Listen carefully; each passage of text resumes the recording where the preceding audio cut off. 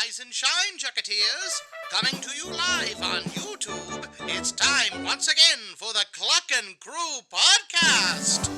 With your hosts, series creator and voice of Chucky Chicken, Michael Cook, lead director, storyboard artist, and compositor, Elias Levine, and art director, lead character designer, and lore keeper, Tino Calcaterra! Join us for animation news, behind-the-scenes info on the series, special guests, audience interactive events, and much more. And now, on with the show!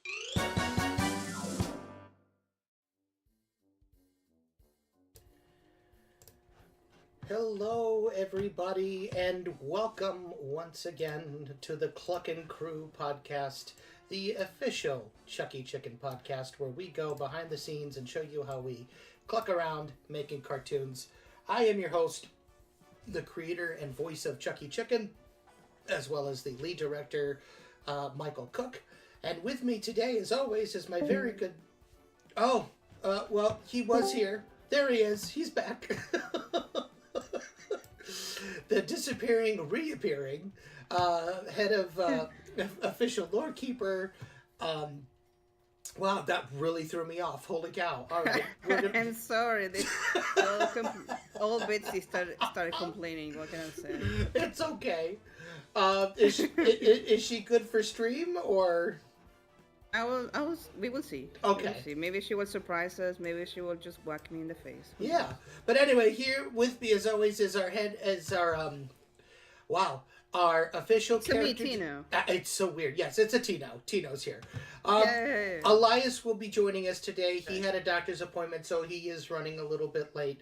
But thank you all for joining in with us today. So, I did want to say, very, very quickly, as you saw at the beginning of the stream today, it was a little bit of a rough week, and I did want to thank all of the people who reached out personally to say their condolences for our family dog, Sadie. She was 10 years old. She was absolute sweetheart of a girly girl, and thank you all. That's all the sadness that you're getting out of me today, because I want today to be a really... Yeah, she had a long, good life. Yeah, exactly. She was loved, and that's what's important. So... Yeah. Exactly. Yes, but anyway, so thank you all again for the awesome condolences, and thank you for reaching out and saying hello, and it just means a lot. So I give you all emotional support pickles to let you know that I'll always be around to remind you that you are a big dill. Get it? Like a dill, like a deal, dill. All right, never mind. Anyway, if this is your first time here, thank you so much for joining us tonight. We hope that you enjoy the show. Please make sure that you hit that like button and subscribe so you're notified. Subscribe and hit the bell so you're notified and you don't miss a single episode of the Cluckin Crew. Today is episode 75. Tino, Wow. we made it. Yeah. Episode 75. Hell this is yeah. insane. How do you feel? In 25 episodes, we'll have an episode 100. I know. We were doing the math, actually. And Yeah. we discovered that We all not to skip any stream day. Yes. So we did the math, and if we do a stream every week for the next 25 weeks, we will do our 100th episode on Chucky's birthday this year. Yeah. Which will be very cool. So, yeah. Oh, yeah. Absolutely. And then we got the second anniversary of the Cluckin Crew in early June 9th. So one and a lifetime occasion, so Oh. be there. Exactly. So, but yeah, so thank you guys so much for tuning in. What do emotional support pickles even do? I will tell you what they do. They're around to remind you that you're a big dill.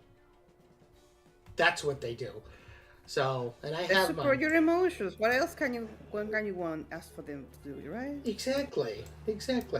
So, in the meantime, let's see who's all here before we start with essentially, we got a couple of pieces of news that we were going to talk about today. Harvey Montez Mancia, good to see you. Alam Aguilar, Kimberly Gonzalez, Adali Baez. Welcome, welcome, welcome. They had a nice little conversation for a little bit here, and then streaming on down. We have Charlie Harhar Studios. Welcome, good sir. Cock-a-doodle-doo, and how do you do? Saberwing is in the house. Good to see you, Saberwing. Shay White is here. Hi, Shay. Julia Gonzalez. Always a pleasure, Miss Julia. Welcome to the show. Graham Gator is here. Good to see you, Graham. Hello, hello, hello. Let's see who else we got. Matthew Coe. Our lead animator, Matthew Coe, is watching. Hello, Matthew. Good to see you. Stick 'em up. Hi, Matthew. Stick 'em up. Welcome. I don't believe we've seen you on the show before, so welcome, welcome, welcome. And I don't think so. Cat Fox is here too. Yeah. So welcome everybody. Oh, and Azael Hey. Boomer Palenko is also here. So I think Oh, wow. that is everyone. So welcome, welcome, welcome. So how was your week, Tino? Very good. Full of work, That's good. as usual. Yes, as usual. So, but anyway, moving right along. Let's. Oh, and Apricot Studios just popped up here too. So hello, good to see ya. This is Brian, Mike, and Wessel. Oh my goodness. Okay, so this is cool. We actually have some voice actors in the house tonight. We got the voices of Mikey Mink and Wessel Weasel watching tonight. So Wow. welcome. So Welcome. that's so cool. I love your voices and your voice little Yes. things. I love it. Yes, Bye-bye. you truly yes. We were listening to your recent lines that you sent us, and we love them. So Nothing. I didn't have the word for it. I'm sorry. it's okay. Forget words. It's okay. English isn't your first language, so it's okay. I try my best. It's not mine either, so you know. But anyway, so yeah, welcome everybody, and Jericho Chavez is here. Welcome, Jericho. But anyway, let's get on with some of the news real quick. So we're talking the news. The news. Yes. So I think we're going to start here really, really quickly. Again, all of the news that you're going to hear today is being brought to you by Animation Magazine. They are the #1 source for animation news, so make your way over there. It's free, so go check it out. And lots of really cool stuff to talk about over there. They basically talk, people, the whole 9 yards. But today we got a really, where I saw today, where was it? Sorry, bear with me. Here we are. John Irwin. The one and only John Irwin, who was the original voice of He-Man, passed away just the other day, or earlier, I guess. Hold on, they're just talking about it now. December 20th of 2024. He was, I don't know why I just saw it the other day. He was 88 when he died. Wow. Yeah, he was the original voice of He-Man, Reggie Mantle, and Morris the Cat. I don't know why it popped up on my Google thing, but I don't know if we talked about it before or not, but yeah, he did pass away, which is super sad, but our condolences.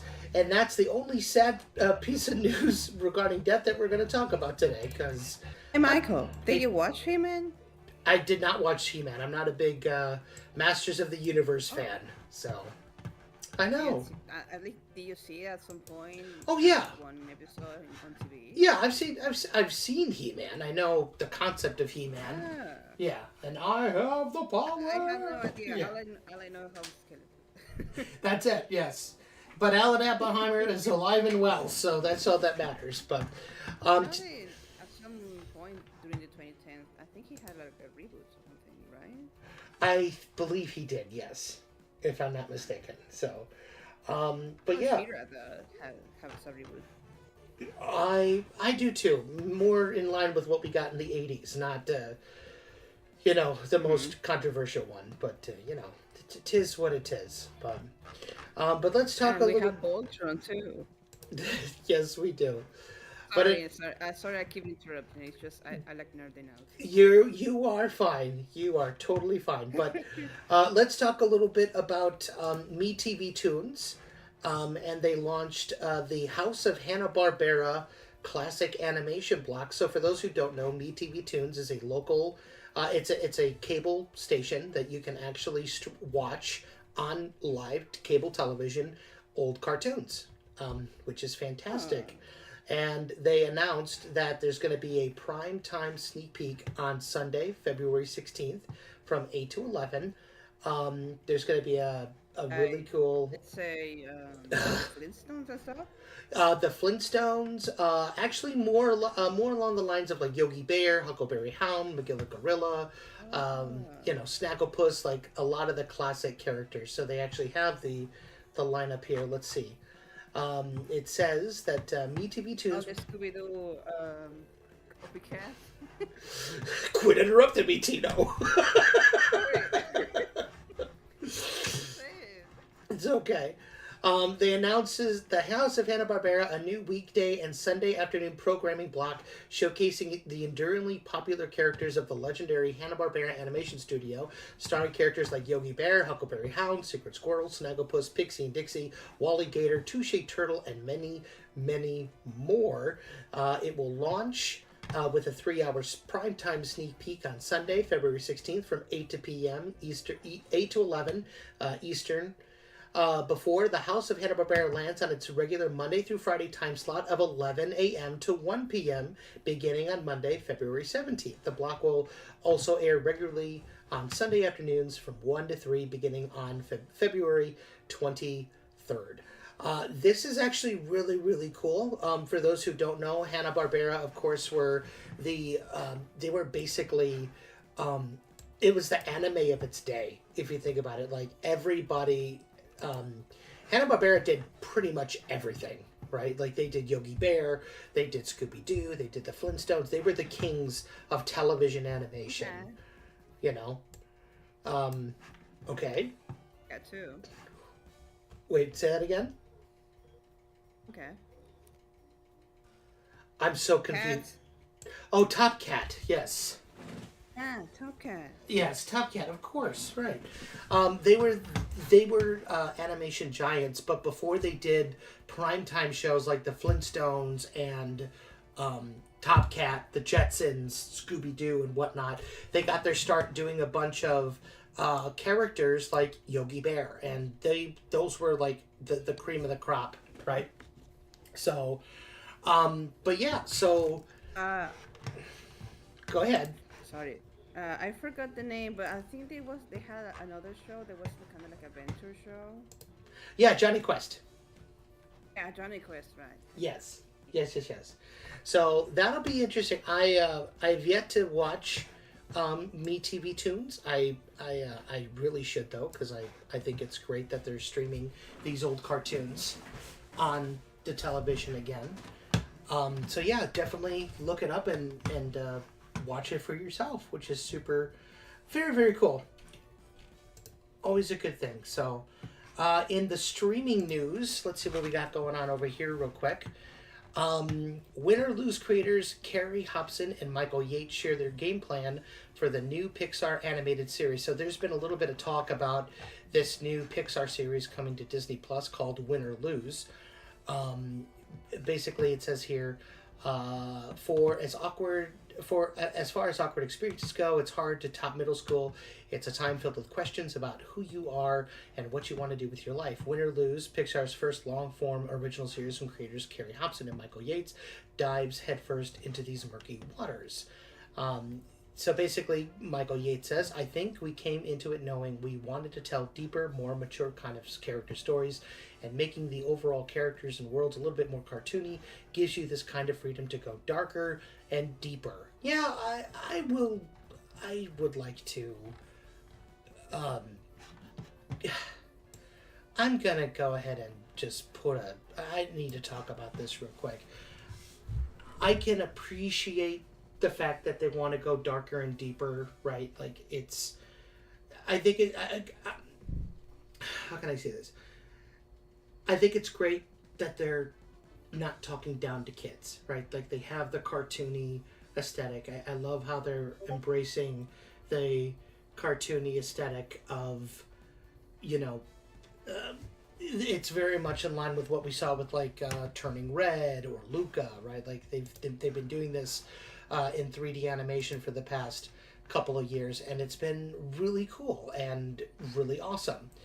I don't think that I don't know how successful you're going to be telling adult stories under the Pixar brand, under the Disney label.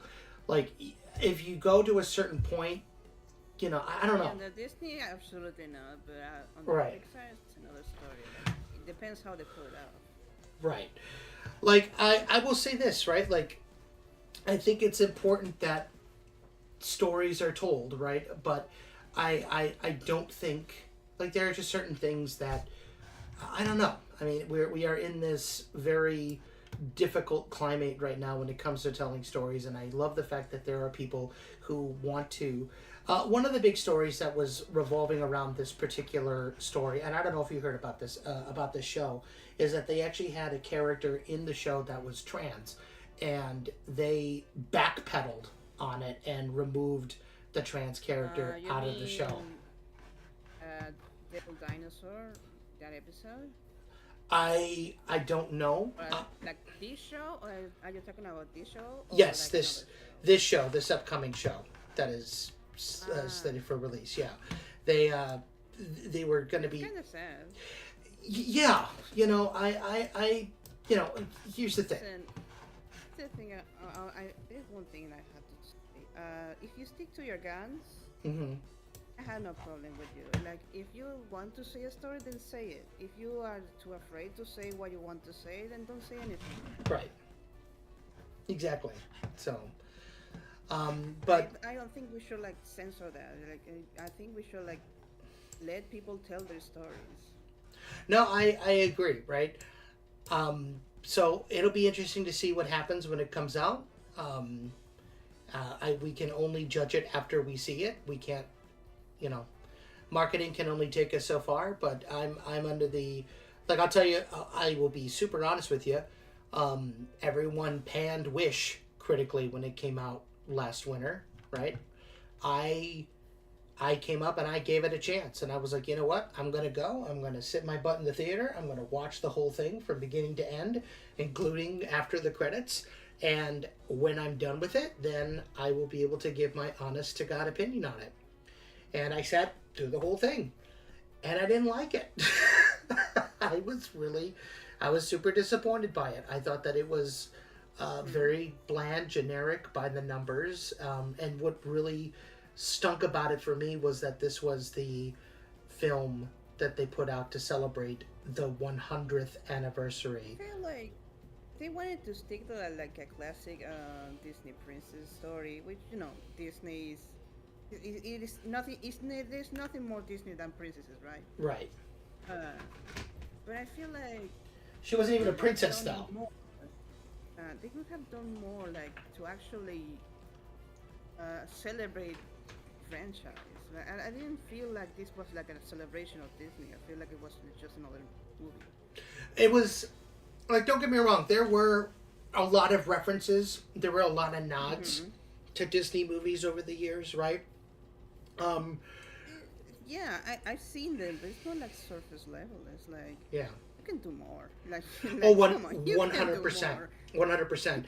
I mean, there was a lot of concept art that talked about the cut romance between the star and Asha.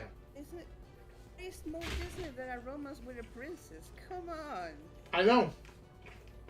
You're gonna give me the classic princess story. Then give me the classic princess story. I'm not gonna bash you for that. Well, this wasn't supposed Disney. right, but this wasn't supposed to be a princess story. This was supposed to be the story of, ironically enough, the fairy godmother, right? Because she becomes the fairy godmother at the end of the picture.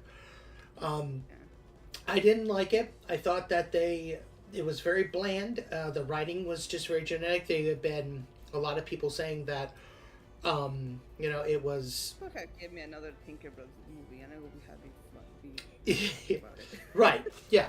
But anyway, we're not here to, I'm just here to give you the news and talk a little bit about what's going on. We're on the bridge. Right. Let's see what's going on real quick. Yes. Not that I said it. Have you seen the Tinkerbell movies? Which one? Any of them? Just the first one. But other than that, I would say, as much as people say like, oh, it's for girls or whatever, like they are fire. I love them. I liked the first one. I thought it was very cool. Yeah. Um, Then the ones like that come after that is like really good too. Like they build after like the first one. I heard It's the not like yeah. I heard the Pirates like one was really each cool. movie is its own thing. They all like connect together. Yeah. But anyway, yeah. So we're gonna end tonight with this last bit of news here. The 52nd Annie Awards is coming up here. For those who don't know, the Annies are pretty much the animation awards. It's an annual event that was established in 1972 by June Foray, who was one of the greatest voice actresses that ever lived. She was the original voice of Rocky the Flying Squirrel and Natasha from Rocky and Bullwinkle. She was Granny in Looney Tunes. A plethora of so many voices over the years. If you turn on any cartoon from 1950s through the 2010s, you more than likely have heard her voice. But she started the Annies as a way to sort of celebrate animation. And thank God for that, because we now have these awards every year, which is awesome. Because God knows that nobody cares about animation, only us. Right. Ain't that the truth? So I'm trying to see if there were any big Annie noms that I should talk about here, but I don't think there... Not really a whole lot going on with that, unfortunately. So when we hear more about it... The nominations yet? Not yet. Not that I'm looking... Oh, here we go. No, never mind. My bad. I got them right here. I just had to read deeper into the article.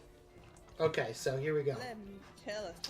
All right, so we have the year's most nominated project is, of course, The Wild Robot.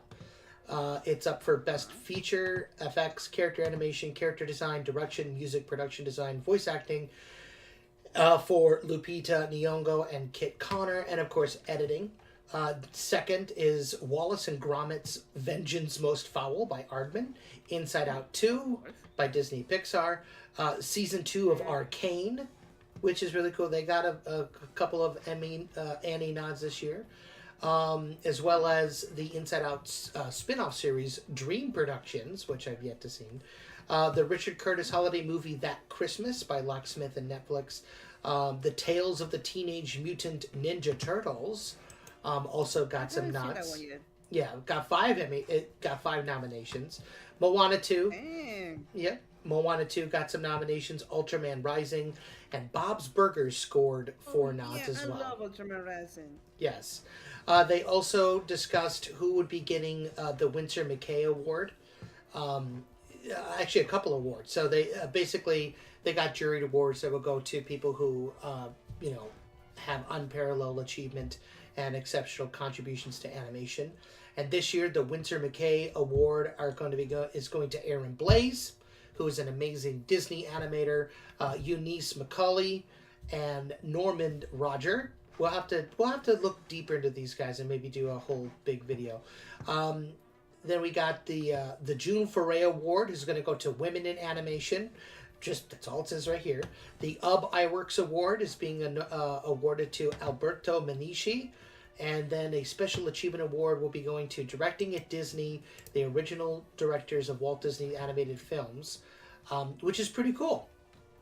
And then for Best Feature, we got Inside Out 2, Kung Fu Panda 4, Kung Fu Panda, That Christmas, The Wild Robot, Ultraman Rising, and Wallace and Gromit. So, quite a... No mention of Transformers 1? I know. It's now winning any awards for feature animation. I'm sorry. No. I'm sorry. For independent, we got Chickens for Linda by Dolce Vita Films. Flow by Sacre Blue Productions. Kensuke's Kingdom by Paramount. Look Back by Studio Duran. Mars Express, and then Memoir of a Snail by Snail Space Films and Arena Media.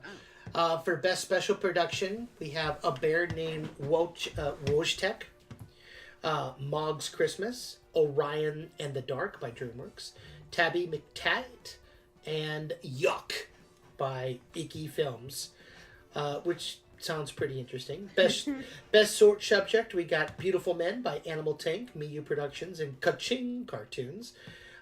In the Shadow of the Express by Barfak Animation Studio, Ruthless Blade by Edie Motor Culture Media, The Swineherd by Fling Entertainment and Tumblehead Productions, Wander to Wonder by Cirque Films, Cap Holland Film, Les Productions des Milieux.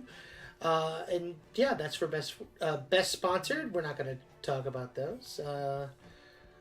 Let's see. Best TV, we got Disney Junior's Ariel for Crystal Cavern Caper, Gabby's Dollhouse for Pandy's for Best TV at Preschool. We'll skip that. Best TV at Children, Gremlins, The Wild Batch, Jurassic World, Chaos Theory, Marvel's Moon Girl, and Devil Dinosaur for The Molecular Level, Primos for The Summer of Tater Luna, and Wandla for Ruins, which is pretty cool. For Mature, Bob's Burgers did go ahead and get a nom, as did Solar Opposite, South Park, The Great North, and The Second Best Hospital in the Galaxy. For Best TV and Media Limited Series, Dream Pictures, Night to Remember, Uwajutola by Disney, Lego Star Wars, Rebuild the Galaxy Part 3, Moon Girls Lab, Moon Girl Saves the World, and My Adventures with Superman.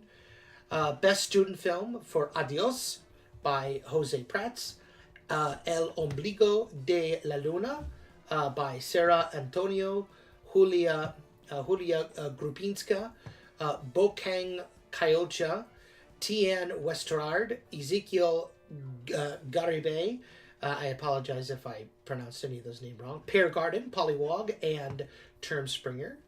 I'll leave a link in the description to all the nominees so I'm not boring you guys by just reading a whole bunch of stuff as we're waiting for Elias to come back from his doctor's appointment. And I think we lost Tino too. No, I'm just here. Oh, okay, very cool. Listening. Holy crap! While we were going through this, Tamrico coming in with a $50 donation, just your standard tune. Wow. I know, just your standard tune hug fare. Take care, everyone. Thank you so much, Tamer. Very. Take care too. Yes, we love you, man. We hope you can actually come and hang out with us. On the stream here pretty soon. But yeah. So here's the deal, gang. It's just a little after 6 o'clock, and we're already half hour in, so thank you for tuning in with us so far. We are going to be doing our Q&A, but I will explain how we're going to do that, how that whole thing's going to work. But we are going to take a very quick, short break. Hopefully Elias will be with us when we come back. But in the meantime, stick around, folks. We'll be back in just a few... Are you kidding me? What? I literally said, we'll be right back. And hopefully Elias will be back, and we'll be back in just a few minutes. And you're here. Yeah. Still go on break. Yes, we are still going to take a very short break, so stay tuned, folks. We'll be right back. What kind of film department are you running down there, Fox? Oh, come on! I just bought there. We need a clean slate. I want you all to meet Chucky Chicken. I'm starting to think that maybe what it takes to be a famous director just isn't in me after all. Hey, and Chucky. I'm rambling a bit, aren't I? Here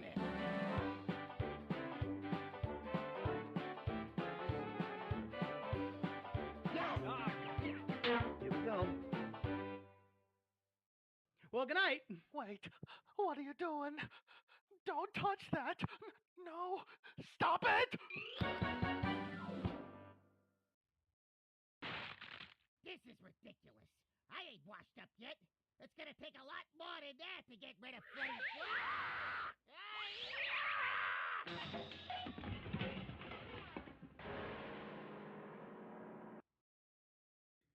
Cheese and crackers. What are you putting in this water, kid? Soap? Soap and water. Like a clean soup. I love it. Oh. Keep up the great work, kid. Ooh. Attention, everyone. I want you all to meet Chucky Chicken. We already know Chucky, Miss Chelsea. We sure do. Fair Duncan best janitor this side of the reefer. Righteous. Oh, right. Well, you may have known him as a janitor, but now... Oh, Chuck, you ain't leaving, is you? You was me best mate. I thought I was your best mate. No, he's the new co-director. Oh, well, Okay. now I'm just embarrassed. I always thought he was some kind of rat. Lovely. Thanks for the fanfare. Hi kids, Chucky Chicken here. Remember when you're trick-or-treating, be sure that you only go to neighborhoods and areas that you know really, really well. Mary, Emma.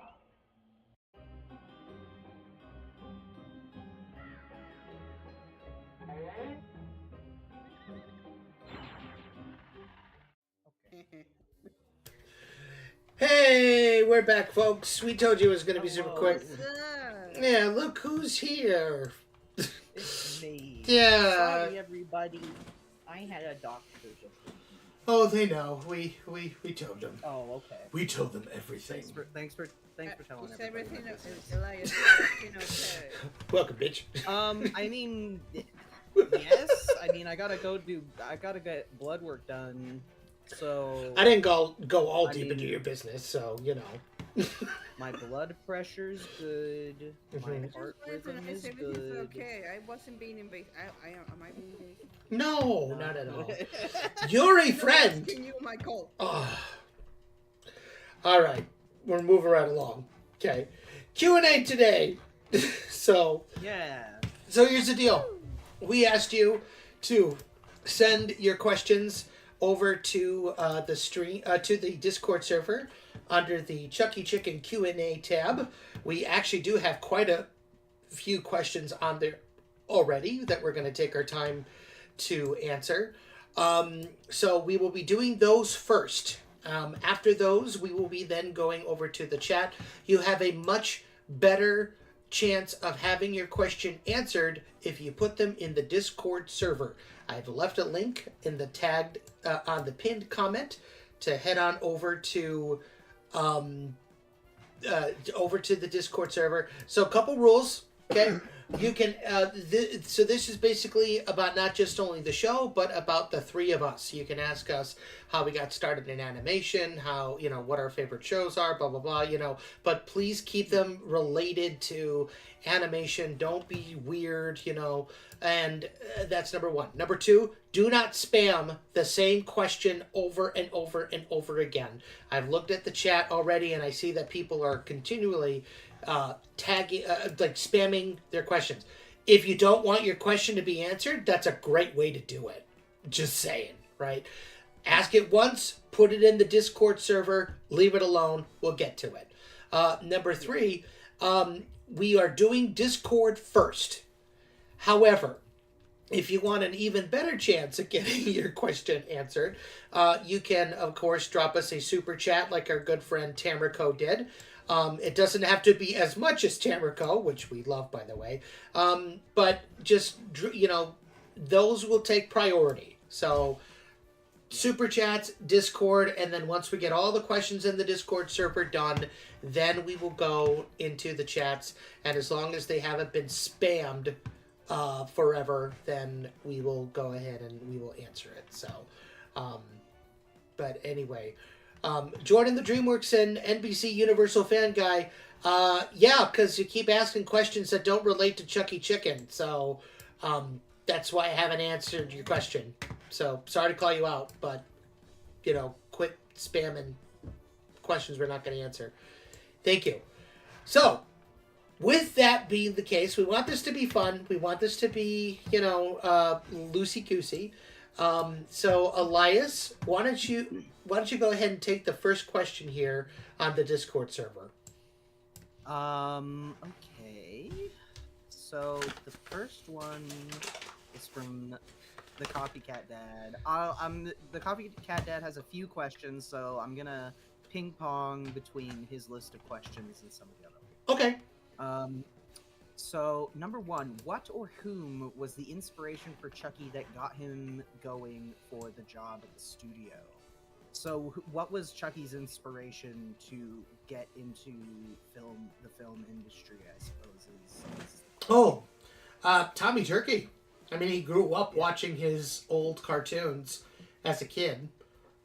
His dad, Clarence, would take him to the movie house, and he would just be enamored, and he said, one day I'm going to work with him and make cartoons with him.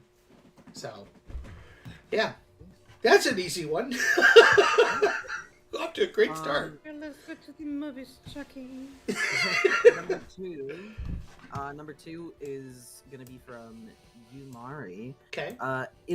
If there is anyone in the animation industry we'd want to have on the show, a staff member, voice actor, or maybe someone to be a guest on the Cluckin Crew, who would it be? Ooh, I'll let you guys. Good one. I will let you guys answer first because I have a couple. But who do you guys want to see? I would love to get. What's his name? The really good James Baxter. I would love to have on the show. Oh yeah, he'd be fun. Another one I would love Kenny. to get. I would also love to get my old teacher and Andrew Bartlett on the podcast. I think that would be really fun. He does not pull his punches when critiquing work, and I really appreciate that in a teacher, even though it did hurt one of my classmates' feelings. Well, get listen, good, I guess. You got, as we say in the animation industry, you have to kill your darlings. It's unfortunate, but it's true. Yeah. Yes, very true. What about you, Tito? Who would you? Who's the voice actor for like Wonder from Wonder Over Yonder? Oh, is that not Tom Kenny? No. No. Tom Kenny is Commander Peepers. No, he also voiced Fix-It Felix in Ralph. Yeah. Oh, I'm terrible at names. I love his voice. He's an actual celebrity, though.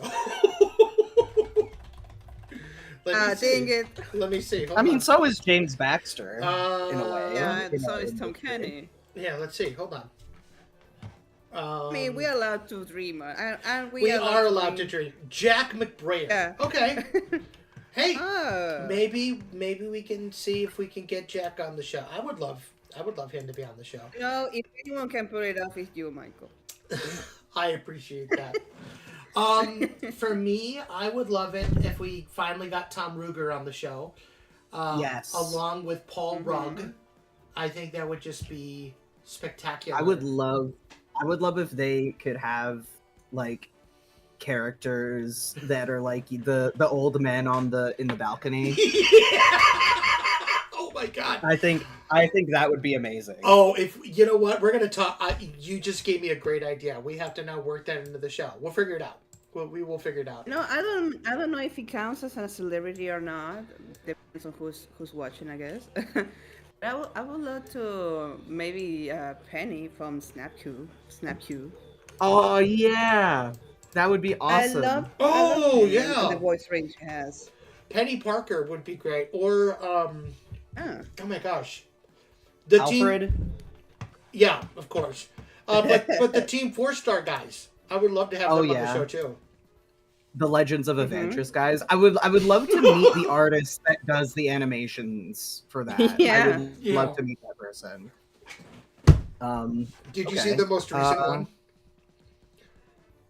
Is it? I did. Maybe we'll have to Yeah. chat about that after the stream. Yeah, we'll talk about it because after I the may stream. have. Okay. All right. So Next question. Next. All right. Back to the Coffee Cat Dad. For the cartoon, are you still planning on having bits where a taxi passes by playing bagpipes as an inside jokes for those who watched your streams? Oh, probably. We'll have to, maybe we're still kind of in the process of storyboarding out the rest of the episodes. Yes. So if we find a good opportunity to do that, we'll see if we can put that in. Right. We're still doing season 1, so there may be a chance, but we're not sure. But maybe. Honestly, there are so many good jokes. We do need to go back and like write them down just to make sure. Yeah. We also still have the Easter eggs that we designed last year that we got to stick in the show as well. It's so many. Yeah. So Yeah. so just stay tuned is all I'm gonna say. So. Oh yeah, Veronica Taylor. She would be great on the show too, actually. Oh yeah. Anyway. Next question from Kimberly. Is the series Chucky Chicken based off of Henny Penny or any fairy tale?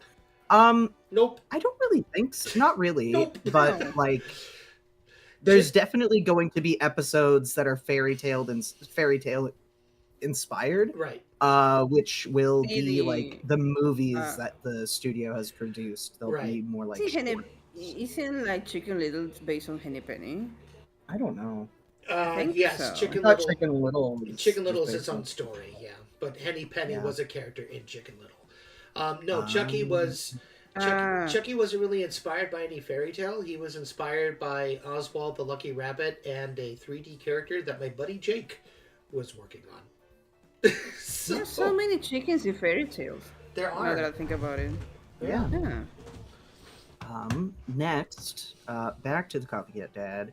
Can we expect any spin-off episodes where maybe some will be about Chelsea or the Weasels? Yes, we're going to have many different episodes that focus on some of the secondary characters. We really want to make sure that everyone gets time to be developed and for people to like get attached to them, and they're fun and interesting characters, so we want to be able to tell their stories as well. Exactly, yeah. We want you to like all the characters on the show, not just the chicken boy. or the lamp that's only going to show up in one episode. Or the other chicken boy. Or the other chicken. Or the other chicken. a lot of chickens, but anyway. We have 4 chickens total. Right now. Chucky, Chelsea. There's Chucky, Chelsea, Sylvia, right. Tino, BB. Right. Oh yeah, BB. I forgot about that. That's 5. So we got 5 that I can remember. Henrietta or Henrietta or Helena Hen. Oh yeah. So, but anyway. Next question from Farnoggin. This is a pretty interesting question. Are there any personal projects you guys might have in mind when Chucky's story is concluded? I don't. If there's any, because Mike is gonna be trucking along with Chucky Chicken, and we're gonna be there. But for, I suppose me and Tino, because I don't, Chucky Chicken isn't gonna be over for a good while. So any other projects that we start would probably be in conjunction with Chucky Chicken's production, not like together, but we have some ideas.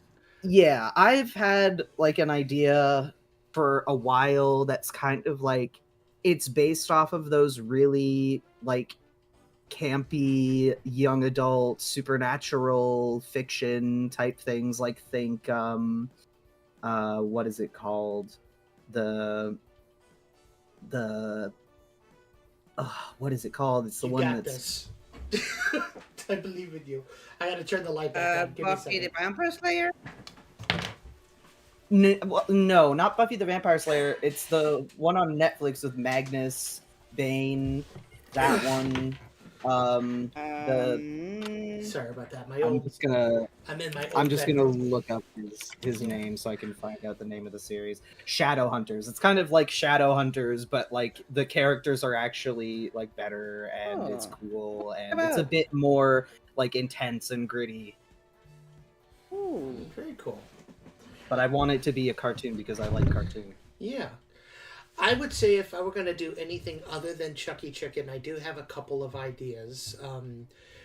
One of them would be kind of like Avatar, The Last Airbender, but if it were also mixed with Pirates of the Caribbean, like more European pirates. I've had this character for a long time called Captain John Cutter, and he was just this, in the series he would be like this disgruntled evil pirate who lost his arm and his leg to a shark, and he just goes from port to port slaying the people who wronged him in an effort to appease his soul. Again, I wrote this like 10, 15 years ago, so I would definitely need to change it up a little bit, but it'd be a lot more darker than I would do with Chucky. I would want to make it based off of the artwork that Mark Davis did for Pirates of the Caribbean, like the ride, because he was just so good. Oh my god, that artwork and that concept art for Pirates just needs to be animated, and I'm kind of mad that they haven't done anything like that before. Like, it's so infuriating. That, or I'd love to do the story of a little Middle Eastern girl named Aliyah Dean, who finds a lamp and a female genie inside named Genie, and she and her go on adventures, meeting a bit of Alibaba. like a gender swap Aladdin Pretty type much, thing, but yeah. more in line with the original fairy tales. Yeah, so he would like meet Sinbad and Alibaba, and Shay White is leaving, so good night, Shay. Hope you enjoyed yourself with us tonight. Yeah, I would that would be those are just a couple of ideas. Another one that I had was the Old Time Rock and Roller, and this was based off of my dad, because my dad was in a rock band when he was in high school, and he continued to play the guitar growing up, right? And I thought it would be kind of fun if what if a couple of dads who either ran businesses or were working at like grocery stores, like local business owners, got together and were like, what, we're gonna give it all up and start a rock and roll band. Yeah. So I got a couple of fun ideas, but what about you, Tino? Yeah. No, I do have. I have my OCs, my characters. I try to draw all the time. I feel like I wanted to make like at least, not in a pilot kind of way, but I do want to like at least draw one episode. Yeah, like a little short film. And that like a one-off. Yeah, I would love to do that with your lamb character, right? It's not a lamb anymore, but yeah. Oh, what is she? Is she a goat now? No, I also changed them. Oh. I'm revamping the whole thing, like with different animals. Oh, okay. Well, I like the lamb, so Yeah. Lily. Lily, yes. Can Lily move to Featherton then? Make a cameo. Okay. Yeah. Cool. So yeah, trust me, we got much more than just Chucky Chicken in the tank. And truth be told, the goal with Chucky is to, essentially like have a studio where we can then make new projects, right? So yeah, that's kind of this is sort of the beginning of it all. So but yeah, so there you go. Yeah. Sorry, I'm like, yes, you read the next question. I'm going to be making my salad here, so go for it. Yeah. Back to Copycat Dad. This is another good question. Are there any other antagonists or characters you had in mind yet are currently shelving it till they can be used? Yes. Say that again. I'm sorry. I missed. Are there any? Yeah, are there any villains that we are shelving for future use? And that would be a yes. Yes. We're not going to talk about them though. Yeah, like that one, that Minthy kind of Yes. came up with. Yes, Yeah, that is a. that'll be fun. That is very much. So a yes, season there 2. is. Yes, we're not going to be delving into it just because we want it to be a surprise, but there are some fun ancillary villains that are going to be popping into the series. I mean, we could always be bought off. No, don't say that. It's true though. I'll ruin the surprise. Listen, It won't even be there till season 2. you give us a super chat, that's enough money. I'll spill the beans. No. My You'll do silence that. a surprise. The super chat will come in and then I'll mute you. Yes, of course. Yeah, just kick me from my own server. That's how it works. And Julia, you are welcome in Featherton anytime, by the way. So we'll make a Chuck Soda for you. Which, I do need to say this because I did see somebody was asking about it earlier. I don't know if it is a question that's on the Q&A, but it was brought to my attention that we made a promise that we were going to bring fans onto the show, and we've yet to do so. Yes. We need to figure out what we want to do for that stream. Yes. When we bring on our guests. But when we figure out what we're doing, we're going to be reaching out to some of our dear fans. Yes, we got a couple already in mind, so. Yeah. Okay, next question from DreamWorks Moon. Are you going to add more animals? And add funny Looney Tunes like gags? Have background characters and animators for them? Yes, to all of those things. Yeah, pretty much, Yeah. With the Looney Tunes like gags, that's kind of part of what we've been doing in production at the moment as we revise the first episode into the first season. Mm-hmm. So you will be seeing a lot more looniness in the show, and background characters will be added as well as animated wherever we can put them.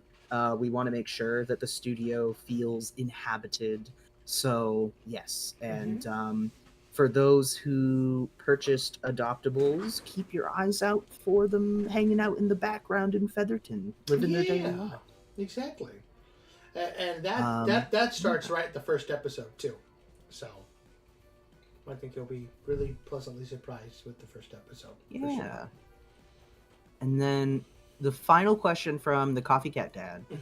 Does Freddy let the weasels do all the work, or is he not afraid of getting his hands dirty if he wants something done right? That's a good question. I would say that, yes, that is a very good question.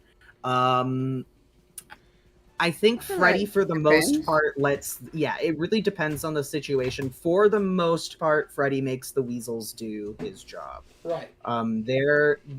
He's the quote-unquote mastermind, even though Master is extremely generous. But there are situations. You're not gonna use them. It's the blind leading the blind, essentially. At this point. Yeah.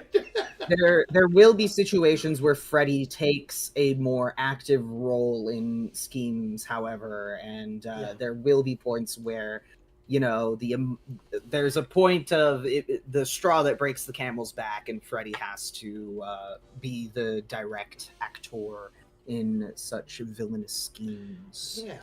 So. It's kind of like it's like Freddy asks, "Where are we going?" And the weasels go, "We're following you." Yeah.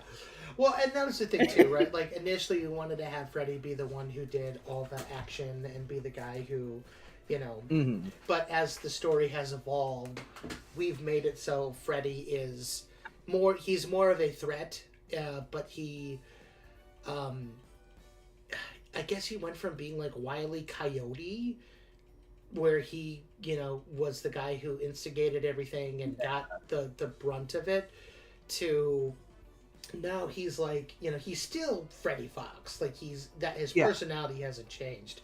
He's just wising up a little bit. He's like, why am I doing this? I got these three stooges. I'm gonna have them do it. Send a second. And having the weasels, and having the weasels gives us a lot more opportunities to add more gags in there as well. Oh yeah, just even yesterday we were working on a gag with the weasels that we're really, really thrilled with. So okay, next question from Graham Gator: will there be any reoccurring gags or tropes being commonly used in the show? Ooh, what was that? That was my washing machine. Here, one sec. I should. There. Yeah, my washing machine is evil. Headphone It screeches. yeah. I am wearing headphones. Yeah. It's loud. I think at this point, I don't know if we have any recurring gags or tropes in mind. That's going to be something that we kind of figure out as we continue on with production. Right, like, because what ends up happening is when you're writing for animation and characters, like recurring characters, it gets to a point where the characters basically tell you what happens, right? You write a couple of episodes, you get the general idea, and then you figure out, okay, how would Louie Loon react in a situation like this? Or how would Chelsea Chicken react in a situation like this?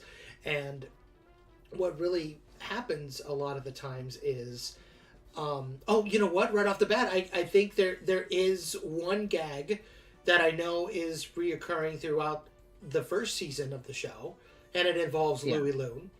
That's what I was thinking. Yeah. Yes, it involves him in the car. Yeah. Right. Yes. Yeah.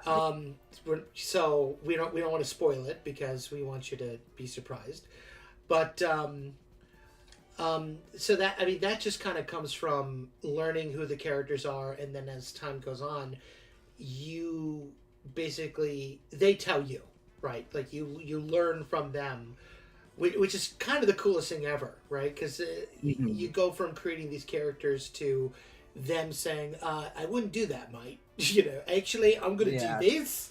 So, and it's really a lot of fun. And so, yeah. So there, to answer your question, there will be, but it's one of those things that really kind of comes with as we write more of the show. You know, we want them to be natural, and for them to like really fit the characters that do the reoccurring tropes and gags. And it's got to fit with the story. So there will be, but we want to be tasteful about it. Exactly. Next question from Saberwing: are any mime and music only shorts in the cards? I'd love to do that. I think that would be really fun. Yeah. As a little short. Yeah. I mean, one of the things that I think we could do is, like, we could do a silent black and white cartoon, like using the original design of the characters. I think that'd be a lot of fun, and very much a tribute to, like, that's how I wanted Chucky to be initially. Yeah. So I would be all for that. So, yeah. Kitten Fox asks, are there scenarios where there's like a 1930s version of technology that was invented after the 30s for an episode or the sake of a joke? I don't think so. So like a 1930s computer kind of thing? Is that what they're... Yeah, I think something along those lines, or like... I don't know, seat belts. I don't know. I don't think we're gonna do like any the of that. genie in Aladdin that just like pulls. Yeah. I don't. There. I don't think we're gonna be doing anything too technologically advanced. We're gonna be keeping. I will be very mad if we do. World. Yeah, we're trying to keep it pretty grounded within the 30s. Like. There's nothing that makes me more mad than when people do like a period piece and it doesn't stick to the period. It's like, why did you do it in the first place? Well, I was gonna say that our show takes place in the neo 1930s to give us some sort of liberties and freedoms. Yeah. But apparently that has been swiped away from me. I think we can like dip into like the 40s, maybe the early 50s as far as technology is concerned. It really depends on the situation. So they won't have I guess the answer is like maybe, we're not going to have smartphones or anything that's like modern day technology. Right. But we toyed around with it, we toyed around with it like originally in Grim Grinning, like they had cell phones and stuff because it was set in the modern day. But, right. yeah, we're trying to keep things pretty grounded. We might stretch it a bit and have some things from the 40s, early 50s, but Right. I think that's as far as we'd probably go. Right, because, I mean, you wouldn't see them busting out a computer on Lackadaisy, you know, so... Yeah. But anyway. We'll be very out of place. It would be. Yeah. Speaking of Lackadaisy, I need to text somebody. Go ahead. The next question from Graham Gator. Will there be any fourth wall break jokes on the show? Probably. Like, we haven't done that yet. But I feel like if anyone were to do it, it would probably be Louis. So it's not out of the question, but it's not, it hasn't happened yet. It's not, yeah, exactly. And again, when it comes to jokes, right, I'll just say this. I go with the Walt Disney approach.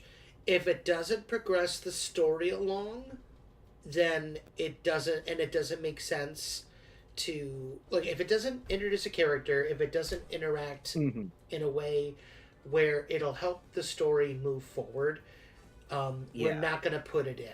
Even if it's one of the funniest things that we could ever think of, it won't make sense, right? Now, again, that's also a thing that just comes with writing the show and figuring out who these characters are and going, all right, would Louis say this? Yeah, I think the times where fourth wall breaks will possibly happen is in the actual films that Tough Cluck Studio creates. Right. Where, like, you're seeing the film that they've made, and when one of the characters is breaking the fourth wall, they're not actually talking to the audience, they're talking to Chucky, the director behind the camera, sort of thing. Casablanca, who will want to see that? Just say your lines. Oh boy. Yeah. Personally, my dear, I don't give a... I can't say these. DreamWorks Moon asks, are the animals going to have the same instincts that real animals have? No, not really. Like, there are alludings to, like, the weasels eating somebody, but that's, like, as far as it goes. Like, there's no, like, we're not going that deep into it. Like, in order There's no Zootopia rules here. Right. Like, in order to, like, dehumanize, like, and to monsterize the villains, we will go certain places with it, right? Yeah. But typically, this is very much, because I get this question a lot, you know, if they're chickens, how do they eat chicken and hamburgers? Again, it's very much... Chickens readily will eat meat. It's not... Kids will eat anything they can. But yeah, it really just does go by Mickey Mouse rules, where they're just like people, but they're weird anthropomorphic Minnie being animals. scared of mice. Yes, don't think too much into it. Don't ruin the magic for yourselves. Like, that's all I gotta Yeah, say. it's not that deep as far as like the... Yeah. Have some fun. Graham Gator asks, will there be more references to real-world events that took place in the 1930s, like the War of the Worlds, Radio Panic, and stuff? That would be a really cool reference for an episode, the War of the Worlds radio broadcast. I made a whole chart, a timeline of events. As a matter of fact, I was just thinking about this earlier today, and I'm telling you guys... on stream, this isn't exclusive, these guys haven't heard it yet, but I was thinking about an episode where a cousin of Louis comes up from Australia to avoid being drafted in the Great Emu War of 1932. I do love that. And that would be a great excuse to bring on folks like Aussie Man Reviews or the Doug Review. Like, who's that Australian animation guy? What's his name? Doug from Down Under, I think. Oh, I thought you were talking about Jazz Draws or whatever his name. Him too. Like, we can reach out to, Aussie voice actors and just, you know, have them come on as like not only the cousins but like the recruiting agents saying, you know, come on, Mike, we need you on the front lines. So I think that'd be really fun. So yes, absolutely, we will reference the Great Depression. We'll reference the Emu War, War of the Worlds. You know, all sorts of anything that isn't like too depressing we'll probably talk about. Like right. we're gonna touch on some of the like real world stuff that's happening, but the main focus is like the studio, and if those things are affecting the studio, they'll have more of a presence within the show. Now with that said, there won't be humans. So no, there will not be human beings. They will literally be fighting against each other. Emus or like maybe emus versus kangaroos. There's dirty roos, mate. They oh my god. No, because I think it would be funnier if they were just still like actual emus, like just the animal. Oh my god. And then there's like emu citizens that are like, this is weird. Right. Why are we fighting against my cousin Bill? You don't mean no harm.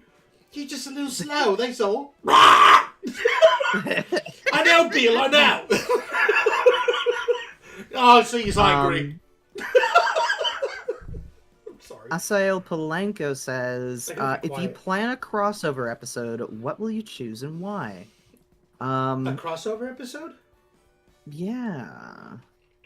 That really depends on who, you know, who would be interested in it, and like how we could do it. Like, I don't, because do you guys remember the Lilo and Stitch show and how many crossover episodes it had? Oh yeah, the just Kim an Possible absurd. crossover was my favorite.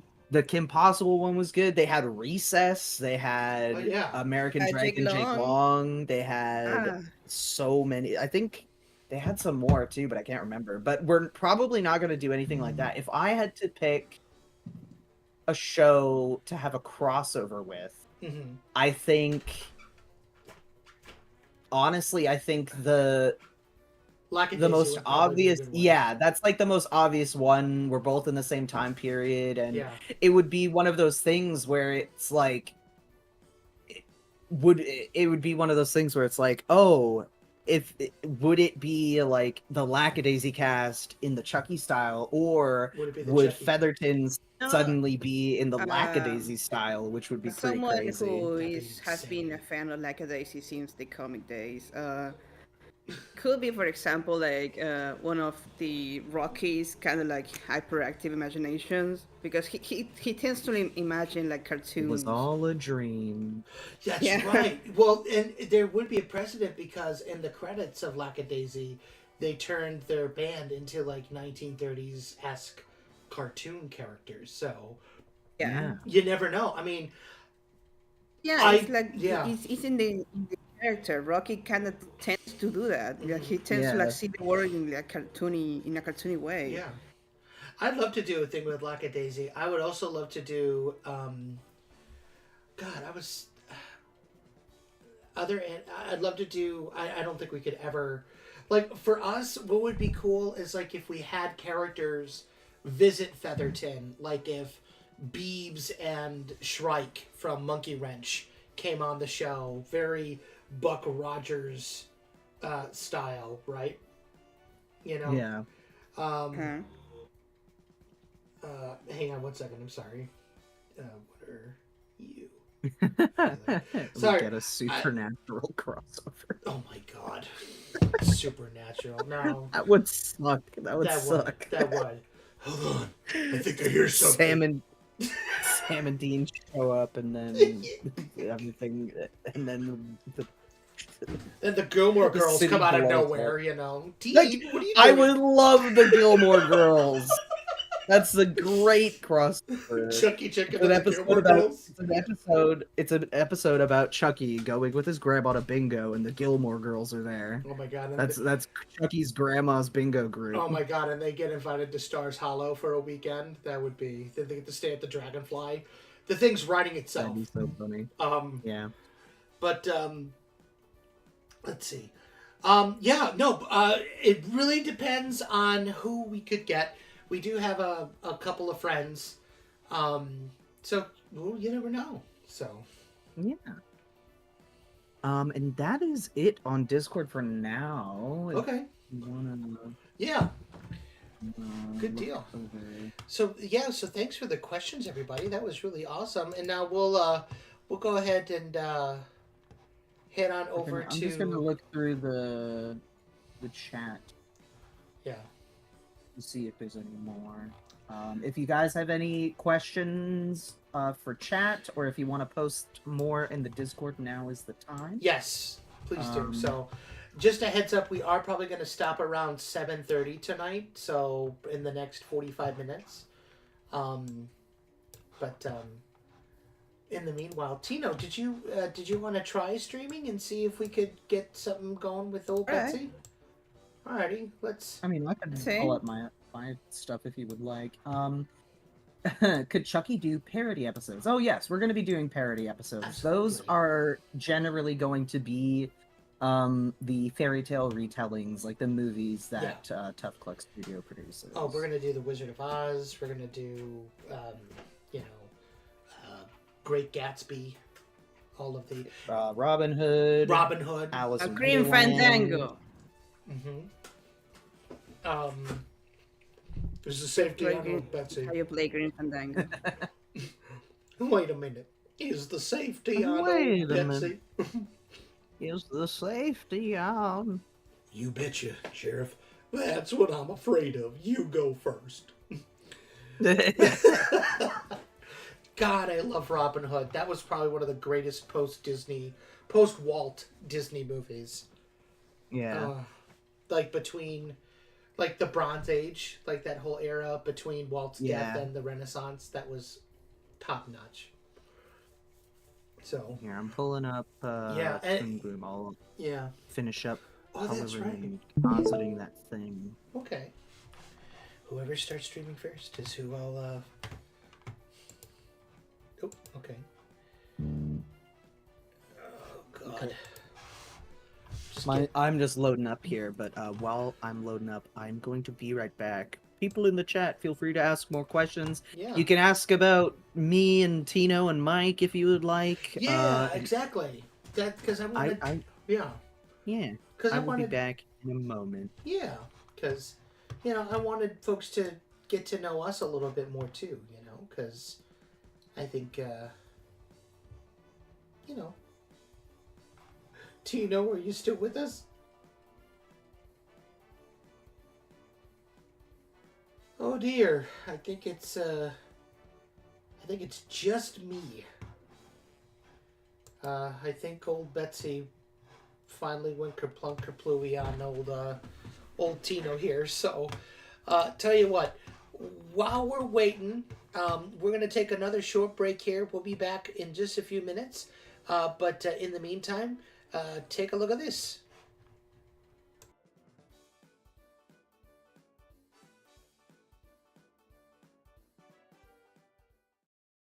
Salutations! This is Featherton Fella with cracking news! Chucky Chicken merchandise is finally here! Yes, that's correct. A delightful collection of wares featuring the lovable rooster and his pals. We've got everything from shirts to socks, caps to cardigans, mugs, stickers, and very soon we'll have pins! As many folks know, the production team for the series works on a volunteer basis, so every penny raised through our merch sales goes to helping keep their operation afloat and brings more Chucky cartoons to you in a speedier fashion. So don't dilly-dally any further. Visit ChuckyChickenCartoons.com and click the store tab or use the link on screen. Once again, thank you for your patronage, and we hope to fill you in again soon. What kind of film department are you running down there, Fox? Oh, come on, I just bought there. We need a clean slate. I want you all to meet Chucky Chicken. I'm starting to think that maybe what it takes to be a famous director just isn't in me after all. Hey, And, Chucky, I'm rambling a bit, aren't I? Here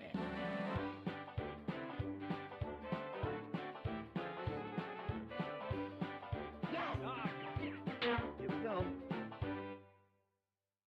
Well, good night. Wait, what are you doing? Don't touch that. No. Stop it. This is ridiculous. I ain't washed up yet. It's gonna take a lot more than that to get rid of Freddy.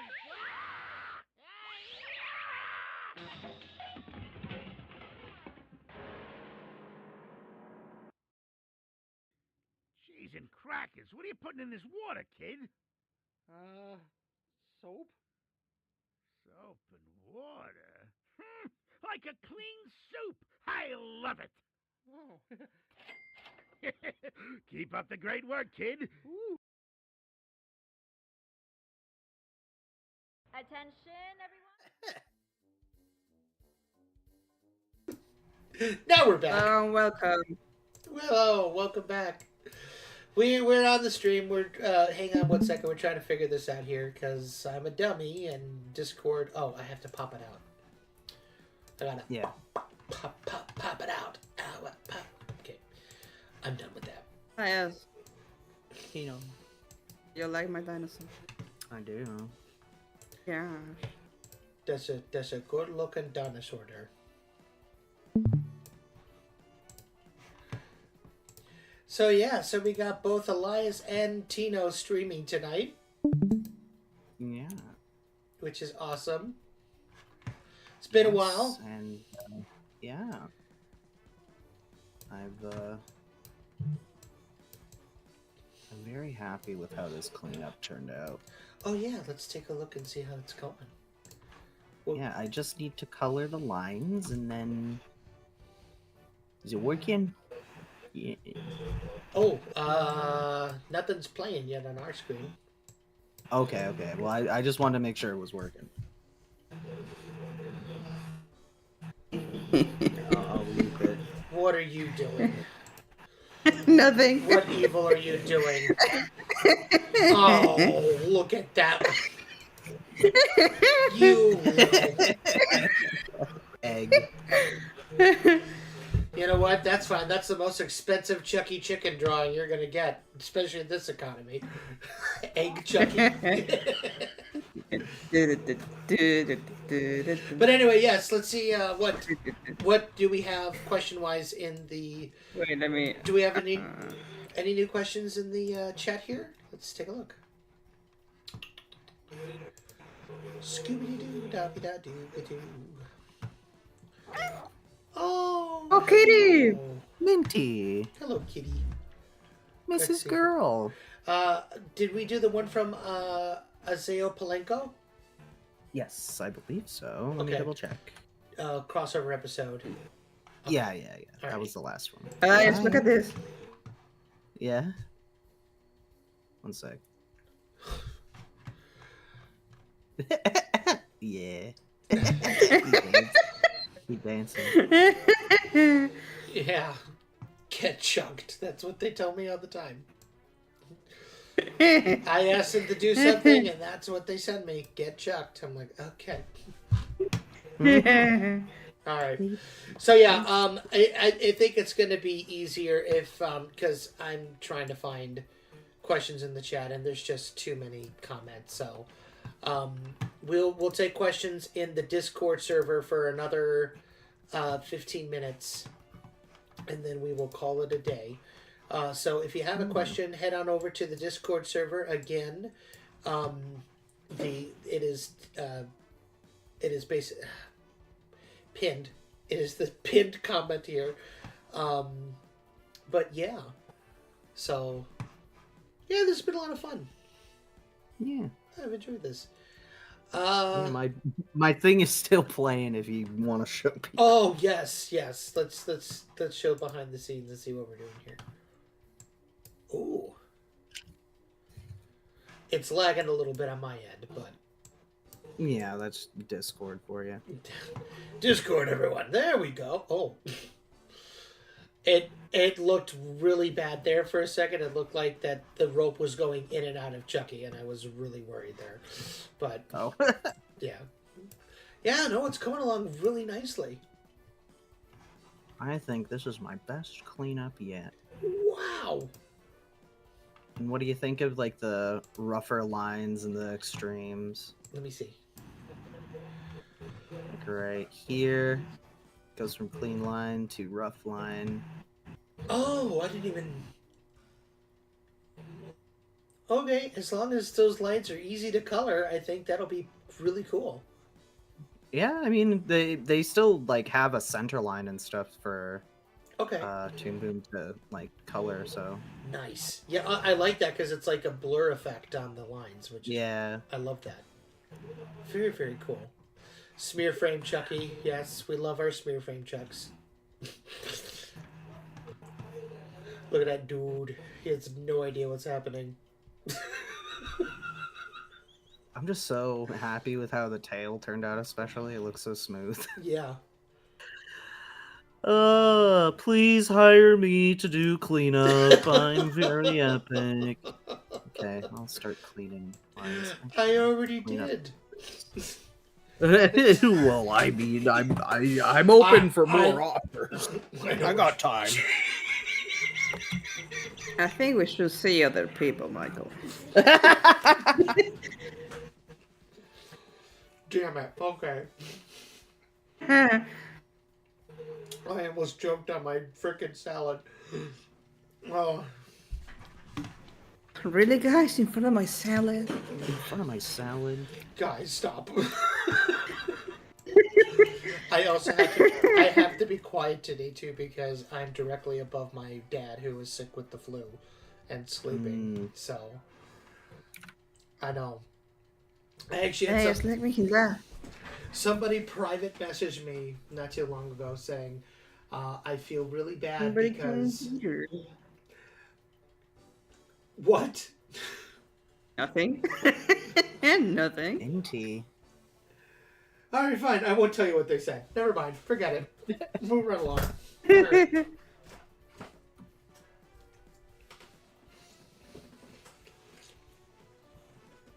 Jericho Chavez says that he's got to go. Oh, Bob, quick question for y'all, or the people in the chat. I want to start animating, and I'm not that good at it. Any sites or recommendations that are friendly for beginners, preferably free? Yeah, I would say YouTube tutorials are always useful, but you also have to be... They're free. They are free, but you also have to be careful about making sure that, like, yeah, that. Making sure that you're doing the right practice for what you want to do, you know? Like, Right. You can do a bouncing ball all you want, but if you are struggling with portraying, like, weight in... Oh, we got another kitty over here. Like, weight in an animation or stuff like that, I would recommend just practice with shapes, circles, squares, practice your, like, one of the hardest things I think in animation is maintaining volumes. Yep. So doing that will be good. As far as like, it also depends what you want to animate as well, you know? Yeah. Like, there are some people who want to do character animation. There's other people who are just like, I want to do, you know, effects animation, like lightning or fire or smoke. You know. As far as programs for animation, I'm not really familiar. I would say Krita might be a good place to start. I believe it's free. Krita is. Blender and its grease pencil is also free as well. That's a little more complicated, but it is free. Yeah, that one is a little bit more advanced. Open Tunes is another good one that's free that you can do. Procreate Dreams is $20 for a license. I know a lot of people have said that the animation tools on there aren't very good, but it's something to start with. Yeah. You know, or if you're in school, like, and you have other ones too, yeah, but I can't remember. Well, but yeah, if you are a student, I would look at Student various. licenses. Yeah, because if you get a student license, it will generally be a lot cheaper. Toon Boom is good, but it is expensive. So yeah, I would say for like really good free animation type stuff, I would check out Krita or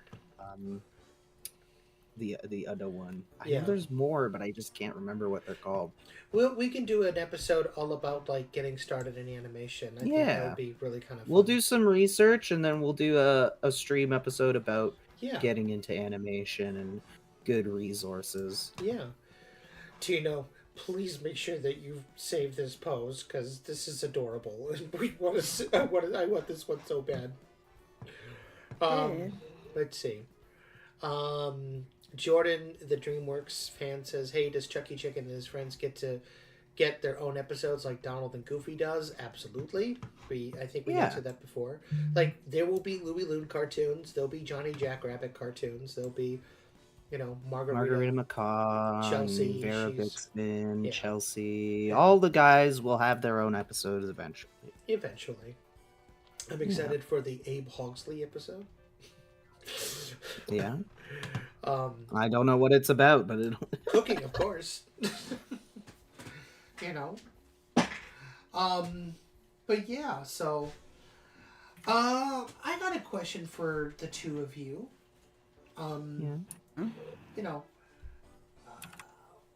What keeps you like as everyone knows, like animation is kind of in a really rough spot right now. And a question that I've been getting a lot of is what keeps you going? Right? Like what Bite. Good answer. Good answer. You bite. All right. I appreciate it. No, spite. Oh, spite. Okay. Sorry. I thought he said bite. Bite. I mean, I would. Different strokes for different folks, right? I mean, but seriously, like, what would you tell somebody who's trying to get started today? Like, how do you keep them going? Get angry. Work on something that you literally like. It's so hard to say because there are going to be times where you will want to rip all your hair out and give up. That's just part of being an artist. It doesn't really matter what genre of artist you are, but just work on something that you literally cannot not create. Right. Do something you can't get enough of. Right. Yeah, make sure that like I think part of what keeps me going in art, and I'm going to be honest, I get down about my art quite a bit, is that like this is the one thing I know I can do, and if I give up on this, then what was the point of all of the effort that I've put in thus far? And like I believe in Chucky Chicken, and I believe that we're gonna go places, and that this has like a ton of potential.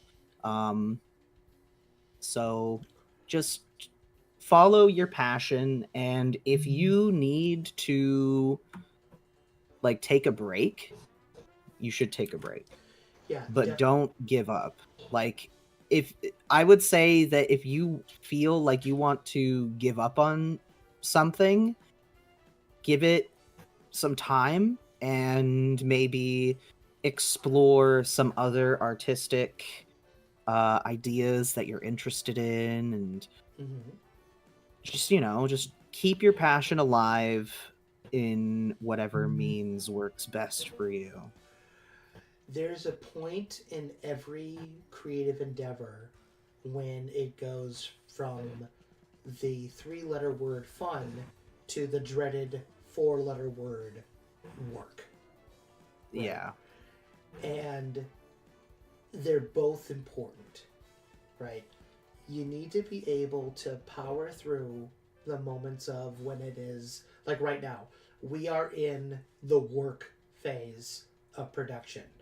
And for a lot of people it sucks, right? Because I have to be the one to be on top of people and being like, hey, where's this shot, or where's this background, or I have to be on people, and I hate that part because I it's holding people accountable, and it's all the icky stuff of being a creator that or like somebody in charge, right? I would also say that if you Ben Hurst, who was a writer on Sonic Sat AM for Deke Entertainment back in the 90s, he said probably some of the best advice when it came to being a writer, and I've kind of applied this to being an animator as well, right? He says, do what you love for free for a year, and if afterwards you don't get paid, or you haven't moved anywhere in your career, chop wood, right?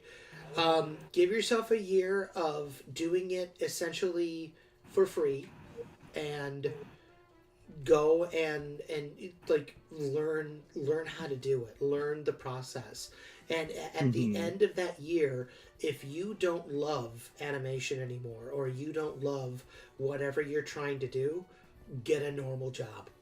Just keep it as a hobby, right? There's no it's something that a lot of people, and I hate to say that because I want to encourage people to continue.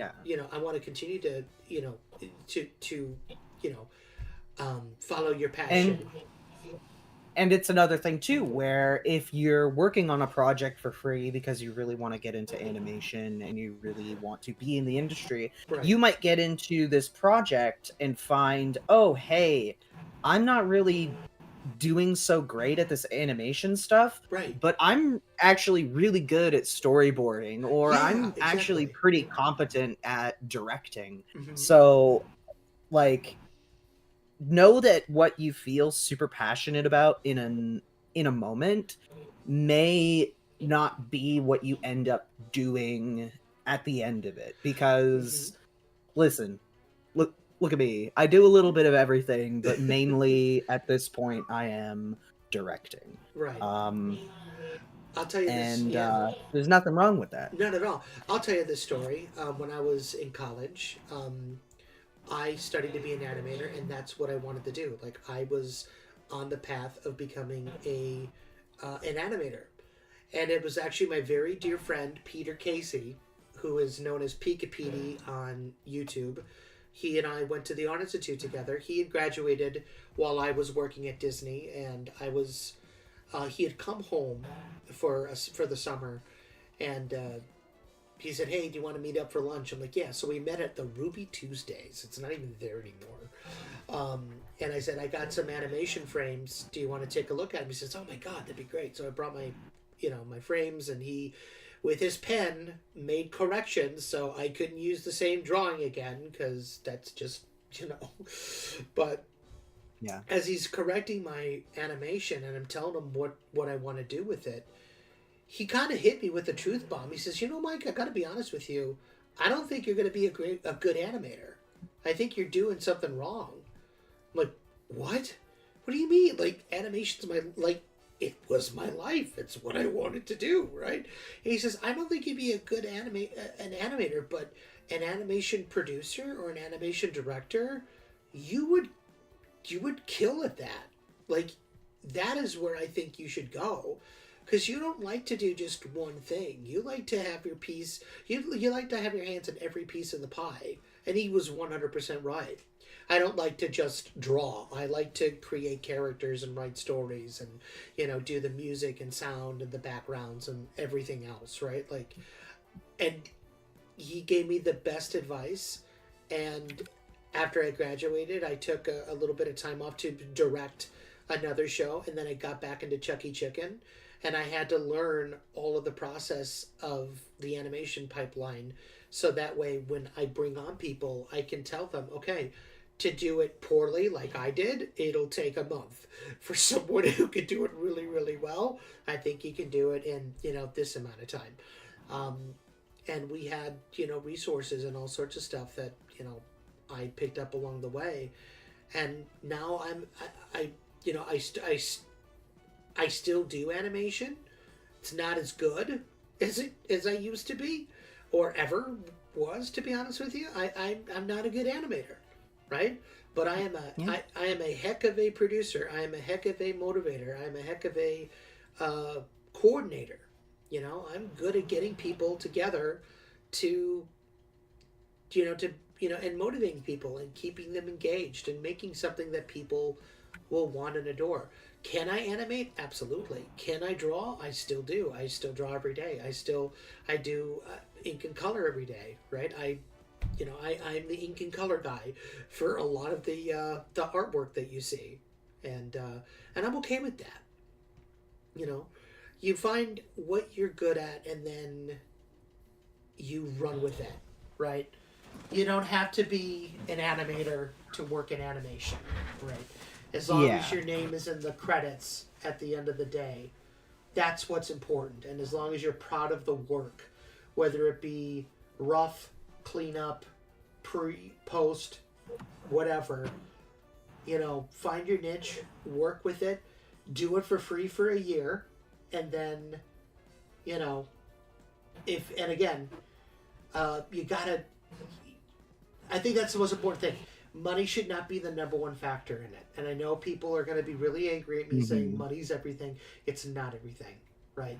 Because at the end of the day, productions can have like millions of dollars in their budget or in their production, and they can still be hot garbage. Like, look at Food Fight, like look at Rhapsody Street Kids, like look at all of these shows that have so much money put into them, and they are just absolute garbage. And yet there's some shows that don't have a dime put into them, and it's some of the best animation that you've seen in years. I'm tooting our own horn here. Yeah. And I hope that answers your question. Yeah. Or my question, I guess. Yeah. Yeah, that was my question. Oh my goodness.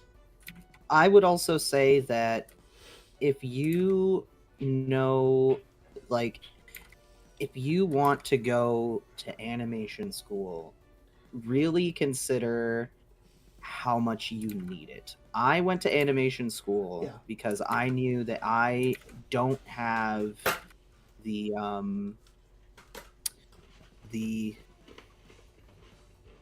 what's it called? I don't have the self discipline to do it all on my own, to figure out how to animate all by myself. Because I already knew the basics, but if I wanted a job, then it's kind of like, oh, okay, I don't really know anything about the industry, and I know that I'm not gonna have the capacity to learn all of that on my own. Right. So really consider if you necessarily need animation school. It's a good resource. It's a good place to make connections. But you can learn it all online for free. And truth be told, I will say this, right? You don't need. I'm I got a college degree. I got my Bachelor of Fine Arts, Media Arts, and Animation. I don't ever regret that. I think it was the best experience of my life. It was the best time of my life. I learned so much. I mean, it's where Chucky Chicken came from. I have no regrets, right? In today's climate, however, if you can afford to go to school, I would say if you want to get into animation and if you want to do what I do, and this is something that I didn't even do, but I'm trying to, rectify that even right now. I'm still learning. Learn animation on the side. Get the books, like get the Animator Survival Kit, get the Richard Williams Masterclass, that teaches you how Yeah. to animate. The 16 disc DVD set, or find it on YouTube. It's there. I bet the Internet Archive has it.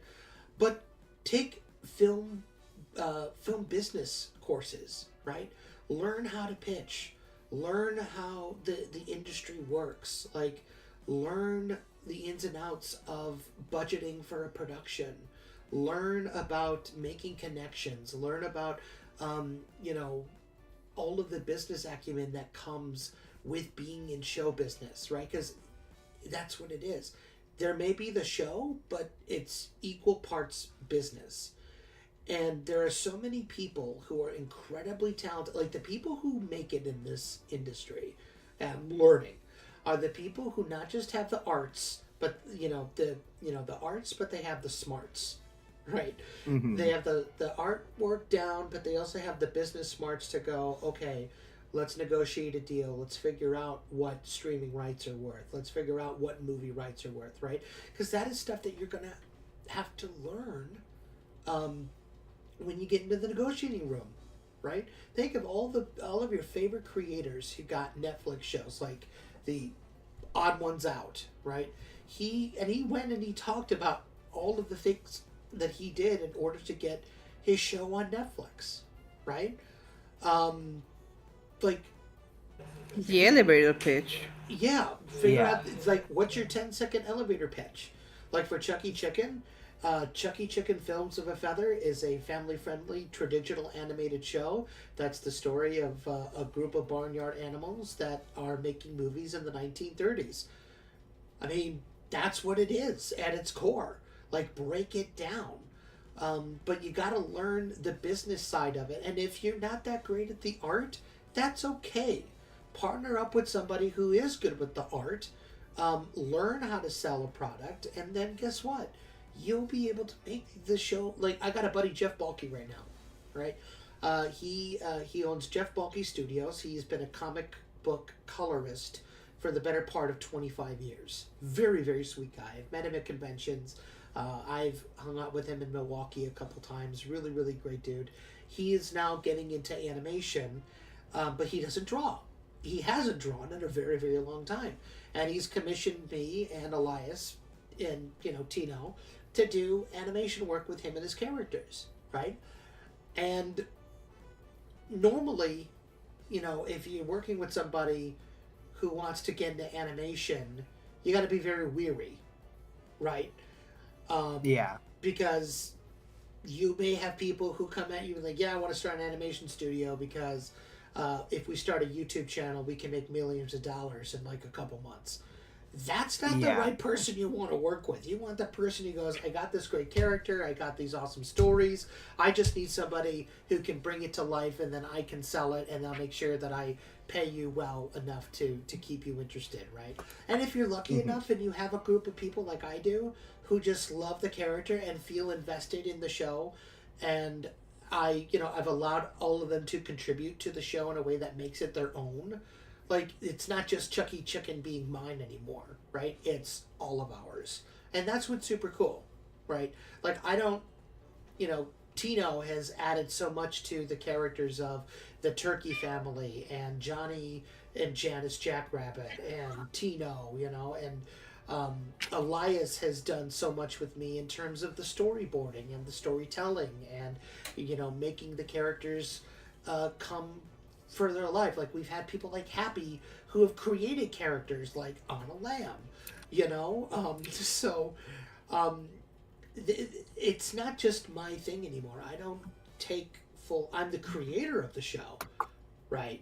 I started it, but it's kind of like, when Walt Disney created Mickey Mouse, he had people bring Mickey to life, right? And that's what I have with our team here, and I love it.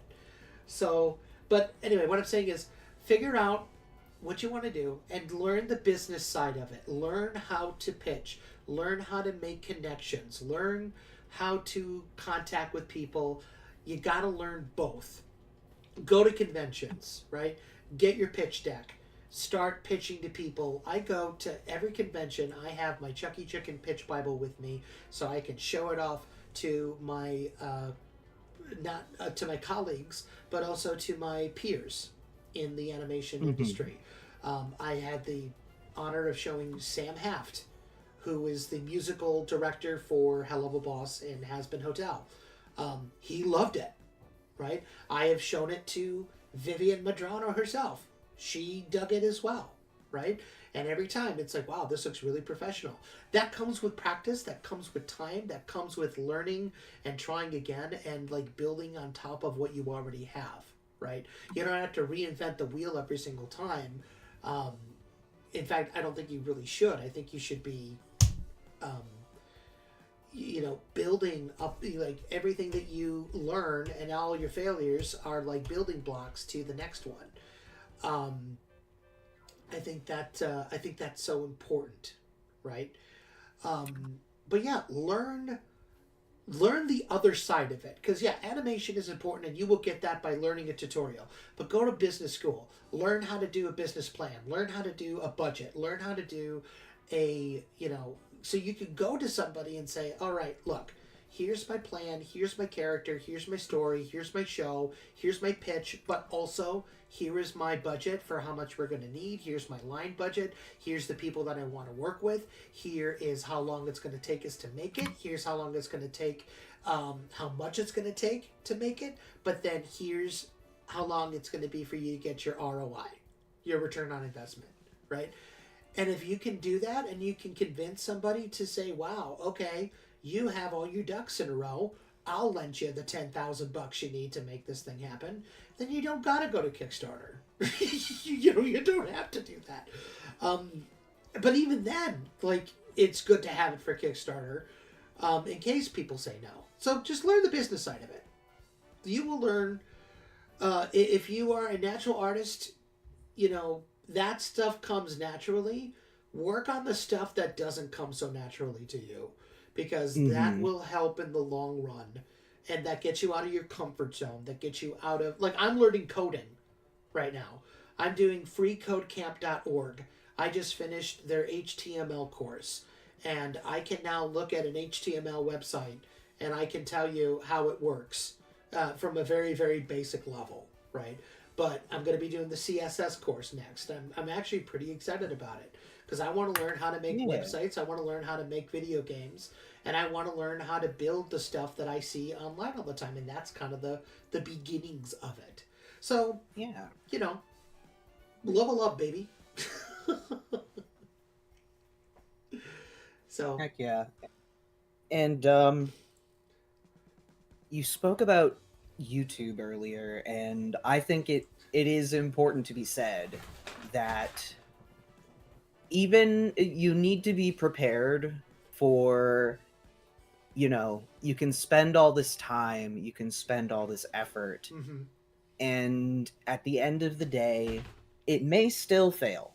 Right. And it's really important to not put all of your eggs into that one basket, especially if you, like, do not get into animation thinking that it's going to be easy money, or that you're going to be this huge channel that, like, people are scrambling to be, like, a part of, or like watch, because that does not help you in any way. Just focus on making your art, like the success Don't fly of your too art. close to the sun. Yeah. And if your thing doesn't end up, like, gaining any traction, it doesn't go the way you hope that it does, you got to try something else. Not every idea is going to be a blockbuster success. True. And I think that occasionally people get kind of caught up in the idea that, oh, this is my magnum opus, I'm never going to make anything better than this, and if this doesn't do well, then I might as well not, like, do art. Well, that's the worst mindset. Like, you exactly. You can't just be a one-trick pony. You have to have other ideas in the tank, right? I mean, Chucky Chicken was not the only idea that I had. I had Bamboo Stick Man. I had Hodgepodge Tonight.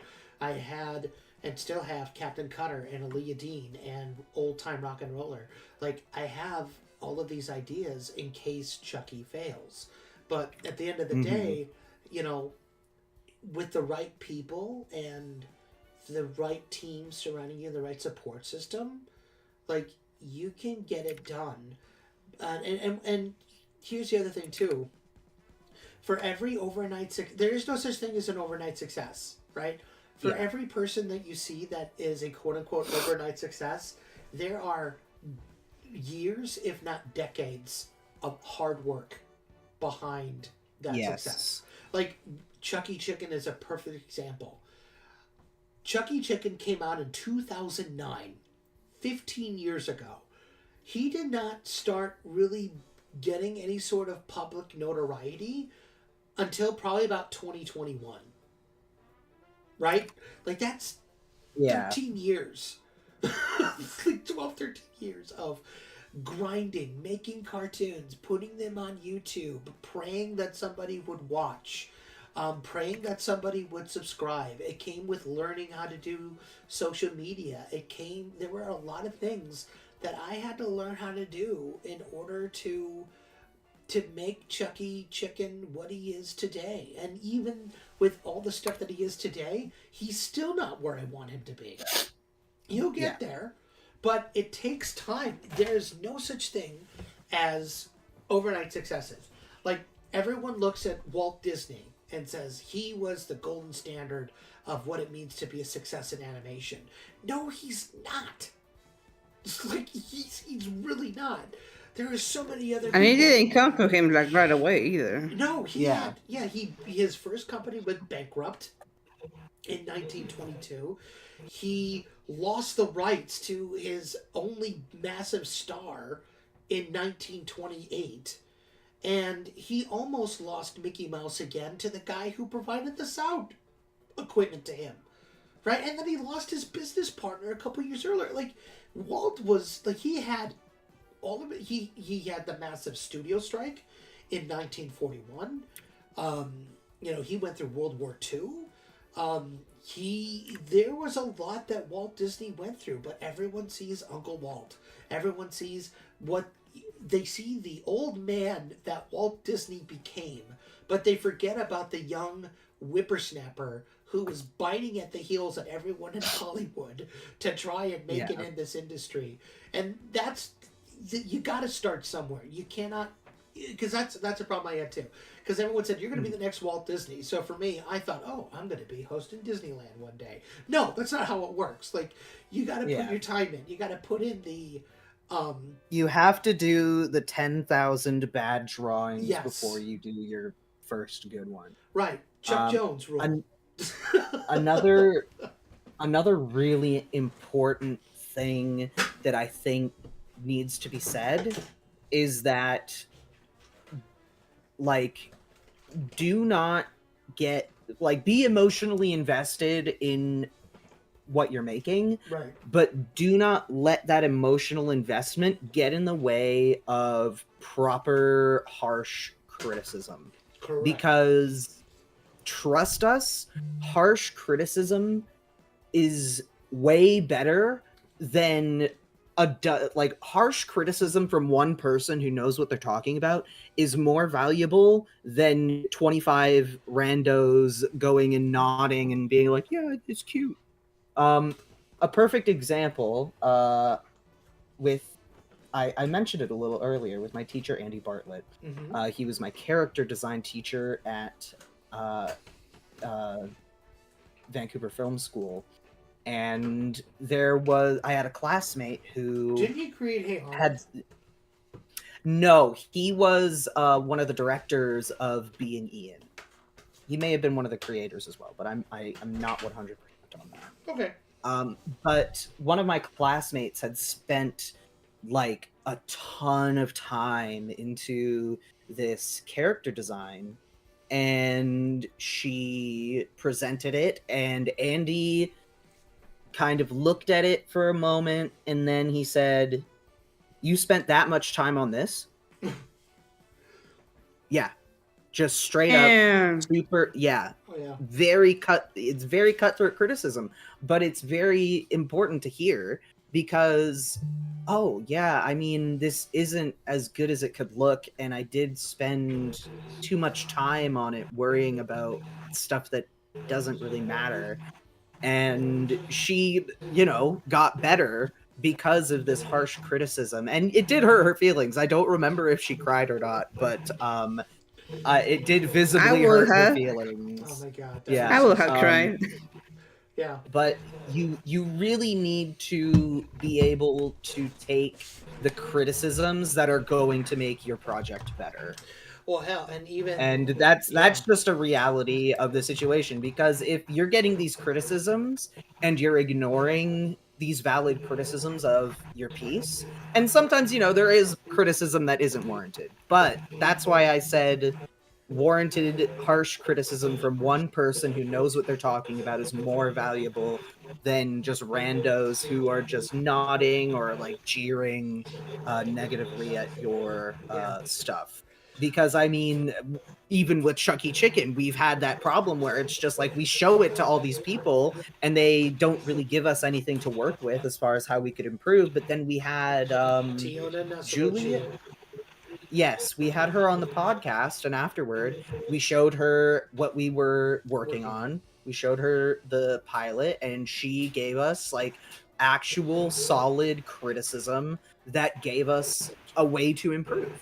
She didn't even And watch the whole so, thing. you She know, watched like a couple minutes. She was like, "I've seen enough," and I'm like, "Okay, that's all we needed to hear from there." And even recently, I turned in a scene, and Elias said, "No, this isn't good," and he was really, like, even when you're the guy in charge, you gotta be able to have somebody be like, "This is not your best work. I've seen you do better. This is not gonna fly." But then he asked me the most important question: "Are you okay?" Yeah. Because, listen, Mike put in this scene, and it shocked me so much that I knew something was wrong. Okay? I've had a rough I week. I was stunned in my seat, and I was just like, dude, have you watched this? Have you looked at it closely? Because I know you can do better. Yeah. And this is just a little crazy, man. This is not it. Right, but it led to a conversation that was productive, and it led to changes, right? Because he's 100% right. Like, Harvey Montez Mencia, I'm getting bored. Then if you're bored, then don't come back. Like, sorry, that's not cool to say. I'm gonna leave because I'm bored. Whatever. Like, we're being real with you, and we're telling our stories, and we're trying to give good advice, but whatever.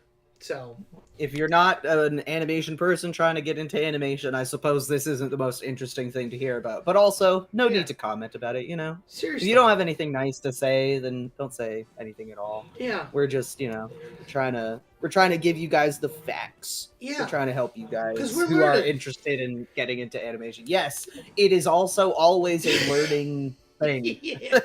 You are always going to be learning. There is no such thing as, oh yeah, I'm great at this now and I don't have to improve at all. Nope. If you do not improve, if you're not growing, guess what's going to happen? You're going to die. That's what happens when you stop growing. You die. Yeah. It's sad, but it's true. For us, I hope that we can be a sort. And honestly, this may be hard for people to hear. That you may be listening and going, "Oh my God, there's a lot." There is a lot. This is a lot. I don't know if I can do it.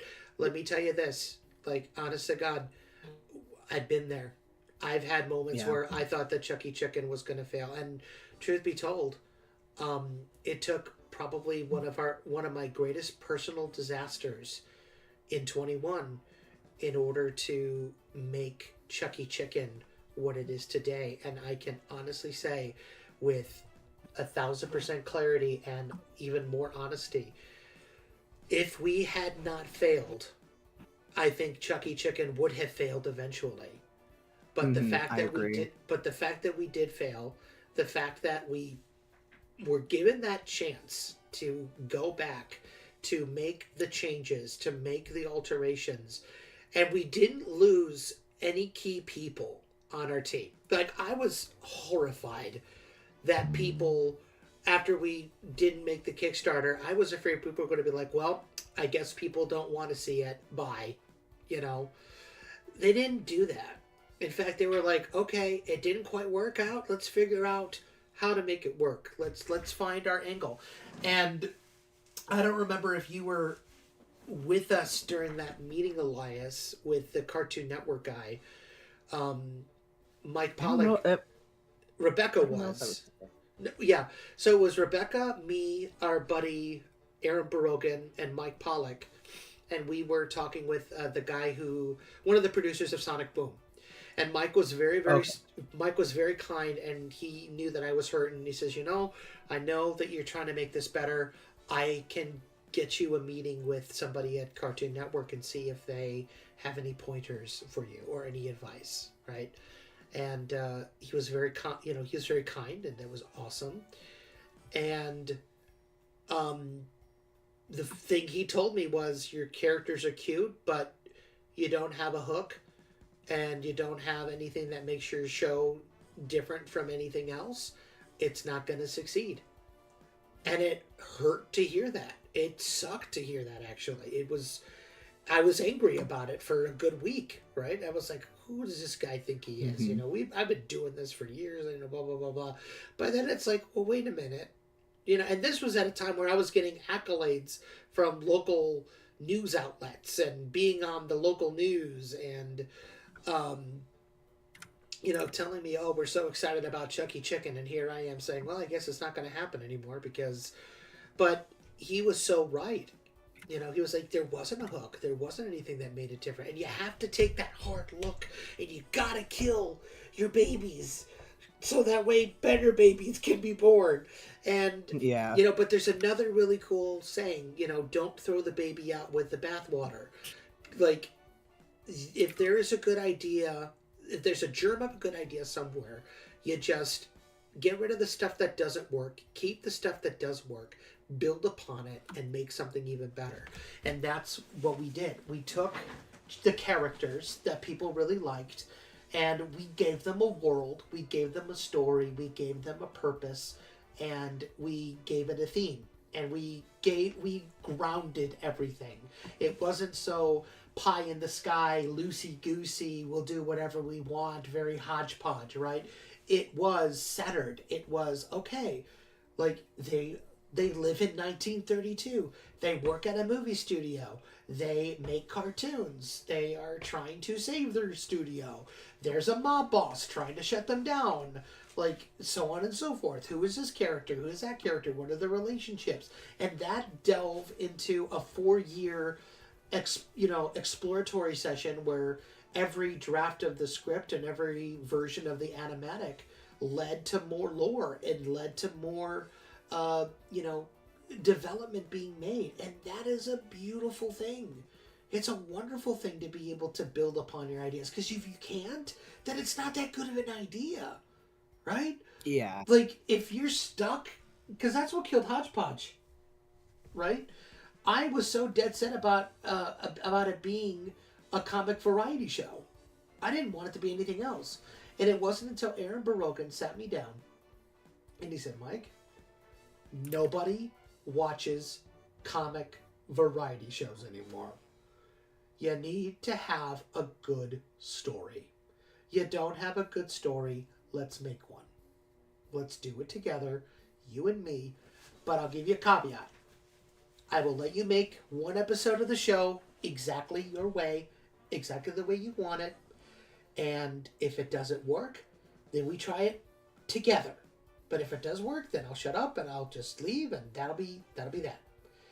And he did. He gave me that opportunity to make it my way, one episode.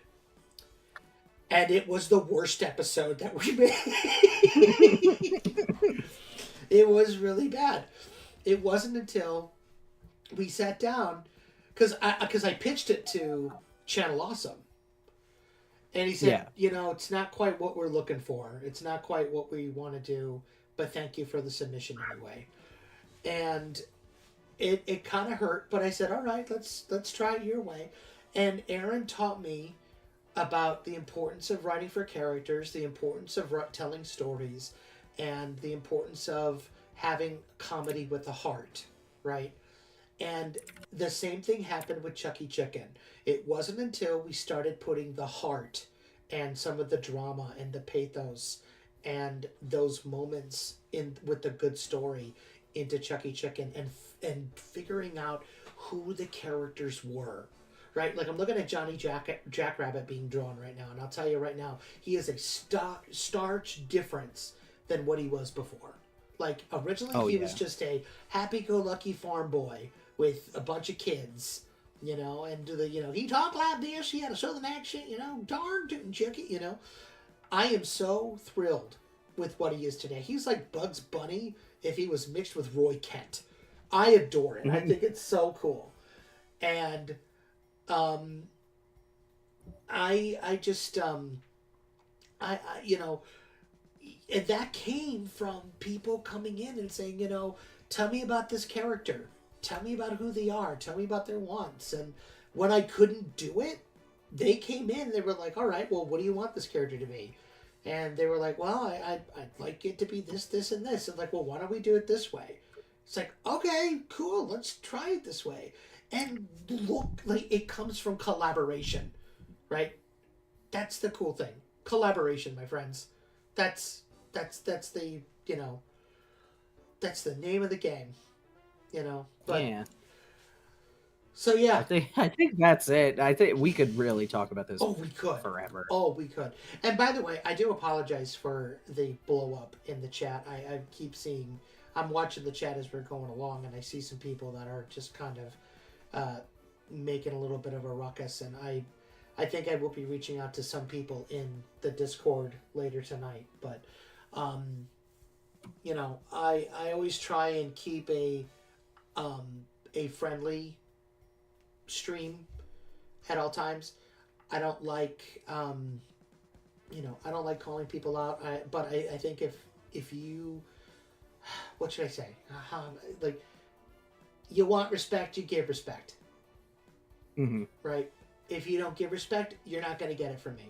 So, but that being the case, we actually ran over a little bit longer than I really wanted to. I got to beat... We just started yapping. But you know what? That's fine. I want to see where Tino has taken this drawing before we end it here, because I'm excited to see. So Yes. I hope our advice helped some of you aspiring animators. Yeah. And I'm sorry if we scared you. Yeah, don't be like, listen, like, you will find your place, right? And again, if it doesn't work out in animation, you will find what you want, what you are good at.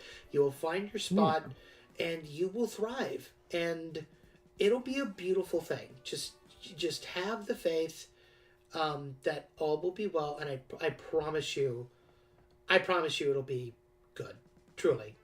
So, but anyway, Graham Gator, I love yapping. You gotta believe. You gotta believe in yourself. You better believe it. Oh, believe it, everybody. So, but so yeah, I think that'll do it for us here tonight. I am going to see who this character is. That I think it's Tino. Okay. Okay, who do we want it to be then? That's fine. That's fine. I like it. I'm think sorry that that Tino has more story with this guy. I didn't say anything. I just said I like it, Tino. I like it.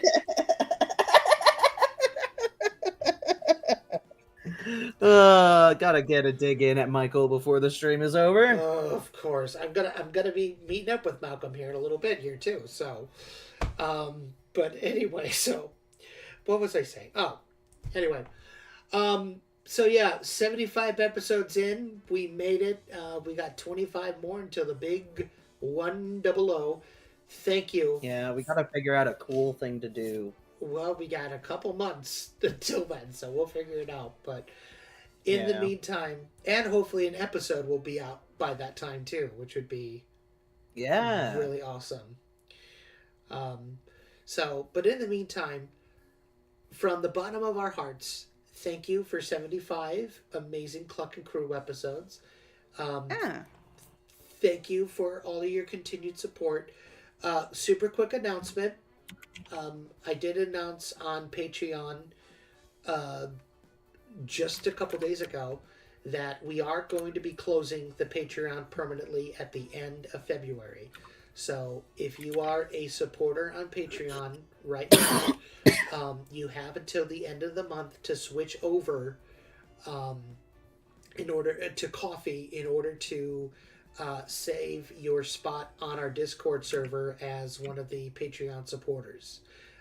If you do not switch over by the end of the month, then you will lose your you will lose your role on our Discord server. Now the good news is it's actually cheaper to start on Coffee than it was over on Patreon, which is pretty cool. And then we are going to be doing other things like and let us know on Discord if you switched over, because we're going to work on something really cool for you guys that made the switch. So that's all I'm going to say about it. We are hard at work on episode 1. We got a lot more to do, but I'm we're about 75% of the way there now. Yes, we are. We're very, very close. So, stick around. We will have some teasers and stuff to show within the next month, for sure. Yeah. So, including this scene that I'm slowly whittling away at. Yes. I'm about halfway done with the lines. Yeah, which is very exciting. Right then.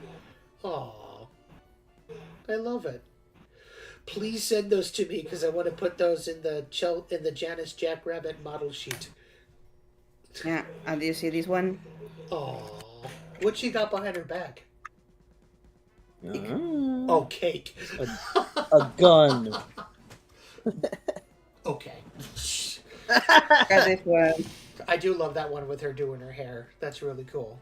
And then just her being all cheeky, quite literally. Yeah. But anyway, thank you so much for tuning in with us and checking us out. If you haven't done so already, please make sure that you hit that subscribe button and hit the bell. We've also noticed that more than half of the people who watch the stream aren't subscribed. So please do that. Hit that subscribe button. Yeah. Let us know that and hit the bell so you don't miss whenever we go live. We will be having more actual animated content to show very, very soon, which we're very excited about. Head over to our Coffee page if you want to support us. It's ko-fi.com/ChuckyChickenCartoons, or head over to our Fourth Wall store and pick yourself up a t-shirt. We're going to have some more merch, including a very special piece of merchandise we're working on that we'll have more info for you on in the next couple weeks. Very exciting stuff. So hit subscribe so you don't miss it out. Thank you all so much. Oh, are you still there, Tito? Yeah, Tino here, I think. Yeah. Tino? Yeah, Tino's still here. Okay. Tino's here. Oh, you scared the crap out of us. Okay, we were worried. Just stop sharing a screen. Yeah. Okay. Alrighty. So anyway, thank you all so much. And for the Cluckin Crew, can we give an applause to Betsy that didn't die on yes, in the middle of drawing? Applause to Betsy. Yes. Lots of love to Betsy for not dying on us in the stream. Like the last time, Betsy. Yes, you're doing wonderful, Betsy. Thank you so much. But anyway, for the Cluckin Crew, I'm Mike Cook. I'm Elias. And that's Tino. Yeah. And thanks for watching, folks. We'll see you next week. Bye-bye.